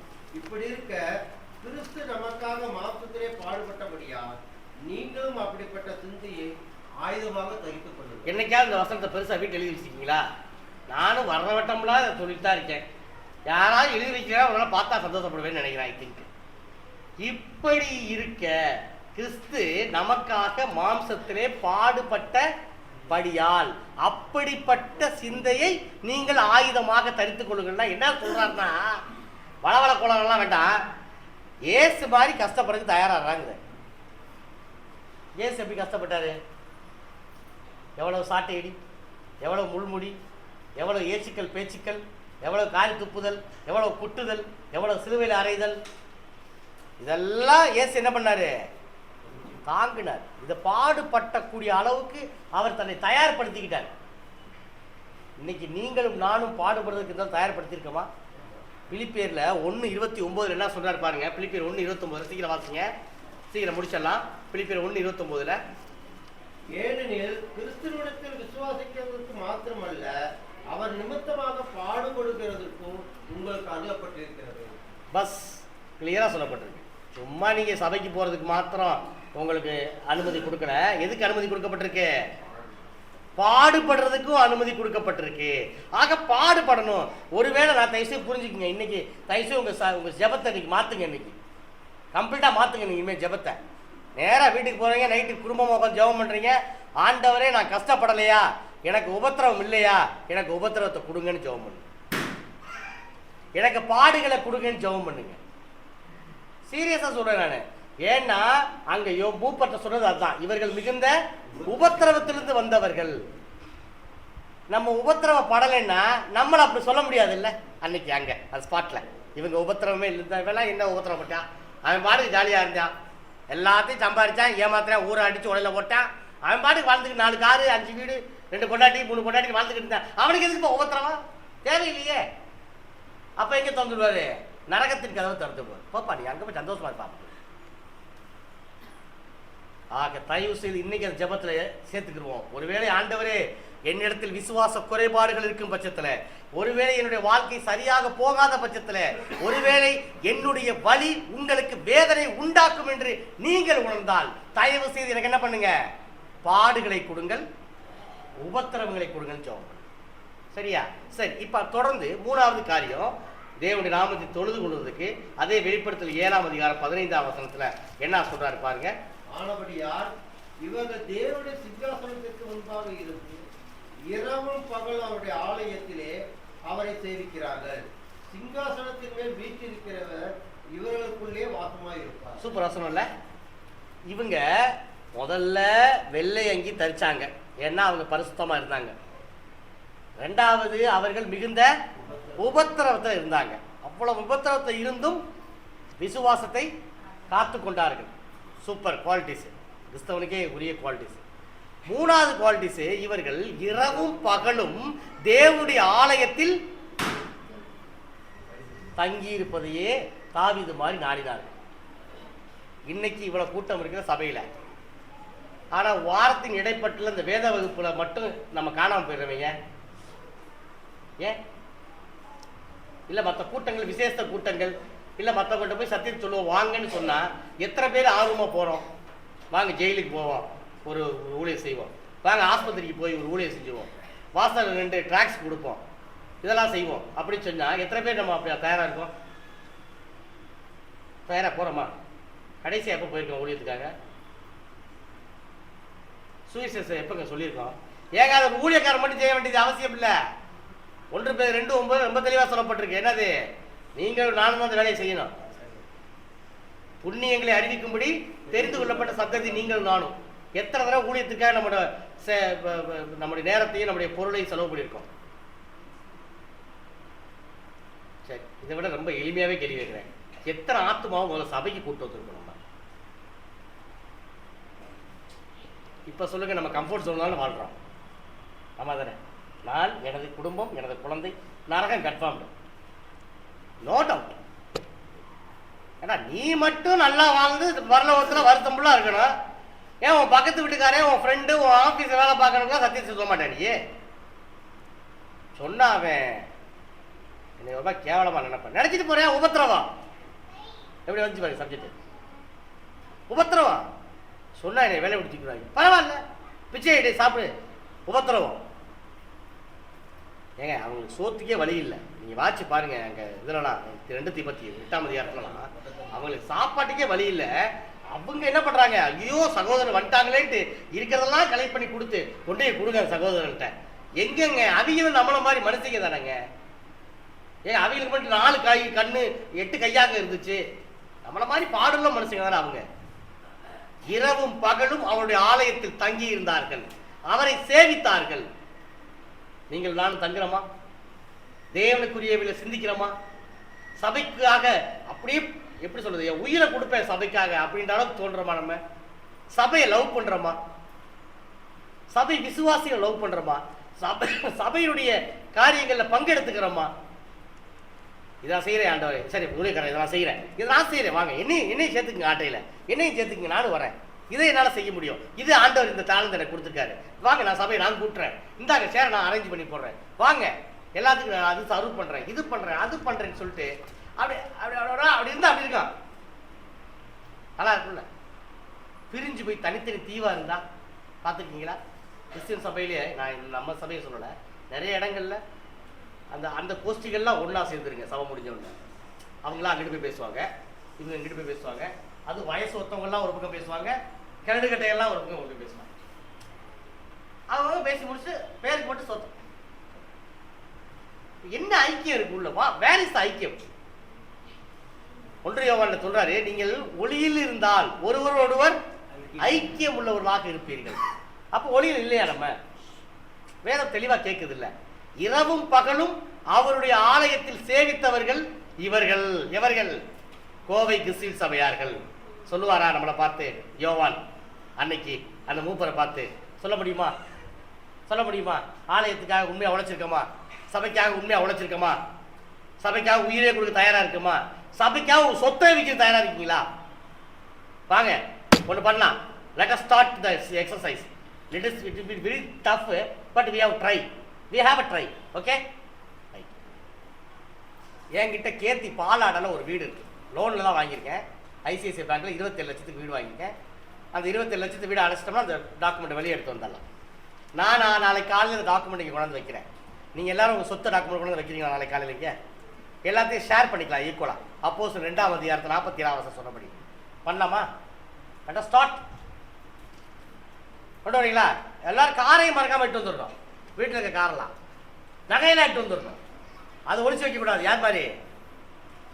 அனகைய சப்பீரால் மாதிரி. அப்புறம் பரிசு தாவி அனுப்பிடுவார், திட்டு போயிருவீங்க. சரியா? செய்யலாமா? ஏன் நம்ம செய்யறது இல்லை? ஏன் முன் வர்றது இல்லை? சபைக்குரிய காரியங்கள்ல ஏன் நம்ம அப்படி இறங்குறது இல்லை? ஏன்னா நம்ம அந்த கம்ஃபர்ட் ஜோன்ல இருக்கோம். புரியுதா உங்களுக்கு? போதும், நான் இந்த வட்டத்துக்குள்ள வாழ்ந்துட்டு என்னால் பரலோகத்தை அடைய முடியுன்ற குருட்டு நம்பிக்கையில இருக்கோம். முடியாது. அதான் பிரச்சனை. முடியாது. அதை உடைச்சிட்டு வெளியே வாங்க. இங்க சொல்றாரு, ரட்சிப்பின் பாத்திரத்தை கையில் ஏந்து கொண்டு நான் உம்முடைய நாமத்தை தொழுது கொள்ளுவேன், பாவம் இல்லாமல் மிகவும் கஷ்டத்தில் உபத்திரவப்பட்டு இரவும் பகலும் உம்முடைய ஆலயத்தில் தங்கி நான் உம்முடைய நாமத்தை தொழுது கொள்ளுவேன். இப்ப தாவீது சொல்றதுல ஒரு அர்த்தம் இருக்கு. ஏன்னா அவர் அவ்வளவா செஞ்சார். வாருங்கள் கர்த்தருடைய ஆலயத்திற்கு போவோம் என்று அவர்கள் சொன்ன போது மிகவும் துக்கமாய் இருந்தேன் அப்படின்னா வசனம் போட்டிருக்கு. அப்ப போயிருக்காரு தாவீது இரவும் பகலும். அவர் ஆரம்பிக்கும் போதே 1ஆம் அதிகாரம் 1ஆம் வசனத்துல குழந்தையிலிருந்தே நமக்கு சொல்லி கொடுத்துருப்பாங்க சங்கீதத்தை. அவன் என்ன பண்ணுவாங்களாம்? அத இரவும் பகலும் அவருடைய வேதத்துல தியானமாய் இருக்கிற மனுஷன் பாக்கியவான். ஆக இரவும் பகலும் ஆலயத்துக்குரியவைகளை, கிறிஸ்தவர்களை, சபைக்குரியவைகளை சிந்திக்கிறோமா? இப்ப சொல்லுங்க, அந்த கூட்டம் நம்முடைய கிறிஸ்துவின் சபையார், நான் உங்களை பார்த்து டார்கெட் பண்ணல, கிறிஸ்துவின் சபையார் அந்த இடத்துல நிக்கிறாங்க. யோவான் அந்த மூப்பரை பார்த்து கேட்கிறாரு, பாருங்க அப்படின்னு இவங்க சொல்றாரு, பதில் சொல்றாரு, இவங்க எல்லாம் உபத்திரவத்துக்கு வந்தவங்க, இரவும் பகலும் ஆலயத்துக்காக தங்க உசுரை கொடுத்தவங்க அப்படின்னு சொல்லுவாரா? சொல்லலைன்னா அப்ப நம்ம கிட்ட ஏதோ தப்பு இருக்குதா? ஆமா தானே? தயவு செய்து இனிமே நம்மளை மாற்ற வேண்டியது மிக அவசியமா இருக்கிறது. நான் ஏற்கனவே சொல்லிட்டேன், இன்னைக்கு உங்க பிரேயரை மாத்துறீங்க, ஒருவேளை எனக்கு பாடுகள் அதிகமாக கொடுங்கன்னு. 2வது, இந்த செகண்ட்ல இருந்து நான் இந்த சபைக்காக எதையாவது ஒன்று செய்வேன். அது ஆத்மாவை கூட்டு வரதா இருந்தாலும் சரி, இல்லை ஏதாவது ஒரு வகையில ஊழியரே நீங்க ஏதாவது வேலை கொடுங்க நான் செய்யறேன் அப்படின்னு சந்தோஷமா மனோ வாஞ்சியை அவர்கிட்ட போய் பேசுங்க. அவர்கிட்ட இருந்து என்ன பண்ணுங்க, உங்களை ஒப்பு கொடுங்க. ஆண்டவரே எனக்கு தாளந்து இருக்கு, நான் நல்லா இதை பண்ணுவேன், என்னை யூஸ் பண்ணிக்கங்க, பேசுங்க அவர்கிட்ட. கண்டிப்பா என்ன பண்ணுவாரு? ஏதாவது ஒரு வேலையை கொடுத்து நீங்க உங்க விசுவாசத்தை ப்ரூவ் பண்ணுங்க. அவர் உங்களை ப்ரூவ் பண்ணுங்க சொல்ல வேண்டாம். You please come forward first. நீங்க ப்ரூவ் பண்ணுங்க. இப்ப ஒரு வழியாக வெள்ளையங்கியை தரித்து மிகுந்த உபத்திரவத்தில் இருந்து இரவும் பகலும் நீங்கள் தேவனுடைய ஆலயத்தில் தங்கி இருந்தால் தேவன் உங்களை வெறுங்கையோட விட மாட்டாரு. இப்படிலாம் கஷ்டப்பட்டானே என் பிள்ளை, அவனை வெறுங்கையை விடுவோம்னாரா? அதே வசனத்துல சொல்றாரு பாருங்க, 16ஆம் வசனத்துல, வெளிப்படுத்தல 7:16 இல்ல 16 இவர்கள் இனி பசி அடைவதும் இல்லை. பார்த்தீங்களா? What a great blessing. இனிமே இவர்கள் பசி அடைவதில்லை. அதை சாப்பிடணும், இதை சாப்பிடணும், இதை சாப்பிட்டா சேர மாட்டேங்குது, அதை சாப்பிட்டா சேர மாட்டேங்குது, படும் பசியில் நோ, இவர்களை நீ பசி அடைவதில்லை. தேர்ஸ்டே கிடையவே கிடையாது, எனக்கு தாகமே இல்லை. சரி, உஷ்ணமாவது இவர்கள் மேல் படுவதில்லை. பாருங்க, வெயில் உஷ்ணம் எதுவுமே இவர்கள் மேல் படுவதில்லை. சிங்காசனத்தின் மத்தியில் இருக்கிற ஆட்டுக்குட்டியானவரே இவர்களை மேய்த்து இவர்களை ஜீவ தண்ணீர் உள்ள ஊற்றுக்கள் அன்னைக்கு நடத்துவார். தேவர் தாமே இவர்களுடைய கண்ணீர் யாவையும் துடைப்பார். What a great word. தேவன் தாமே பர்சனலாவே நம்முடைய கண்ணீரை துடைப்பார். அந்த ஊற்று அண்டைக்கிலே நிரந்தர வாசனை நீங்கள் கேள்விப்பட்டிருப்பேன் நினைக்கிறேன். இந்த கர்த்தர் மேல நம்பிக்கையாக இருக்கிற மனுஷன் பாக்கியவான், அவனுடைய ஆசீர்வாதங்கள் குறித்து சொல்லும் பொழுது அவன் அந்த வாய்க்கால் ஓரமாய் நடப்பட்டு, அப்போ அந்த வாய்க்கால் ஓரமாய் நடப்பட்ட அந்த மரத்துக்கு எவ்வளோ தண்ணி, எவ்வளோ செழுமையாக இருக்கும் பாரு. நினைக்கும் போதே மனசுக்குள்ள சில ஃபீலிங் அப்போ அப்பப்போ இந்த போய் கிராஸ் பண்ணும்போது வாழ்க்கையில் ஒரு தடையாவது விவசாயம் பார்த்து செத்து போயிடணும்டா அப்படின்னு சொல்லிட்டு அது ஒரு ஏன் பர்சனல் ஆசை, நடக்காது இந்த சொல்ல வரேன். அப்படி அந்த வாய்க்கால் ஓரமாய் நடப்பட்டு அது அந்த உஷ்ணம் வர்றதை கூட பார்க்க முடியாம அது மலை தாழ்ச்சியான காலத்திலும் தன் கனியை தந்து வருகிற அந்த மரத்தை போல் இருப்பான் கர்த்தரை நம்புகிறார். அந்த ஆசீர்வாதத்தை தேவன் நமக்கு கொடுப்பார். எப்ப நம்ம பாடுபடுவதற்கு ரெடியா இருக்கும் பொழுது, பாடுபட்டுக்கிட்டு இருக்கும் பொழுது, பரிசுத்தமாய் இந்த பூமியில ஜீவிக்கும் பொழுது, இரவும் பகலும் தேவனுடைய ஆலயத்திற்கென்று நம்மை தயார்படுத்திக் கொள்ளும்.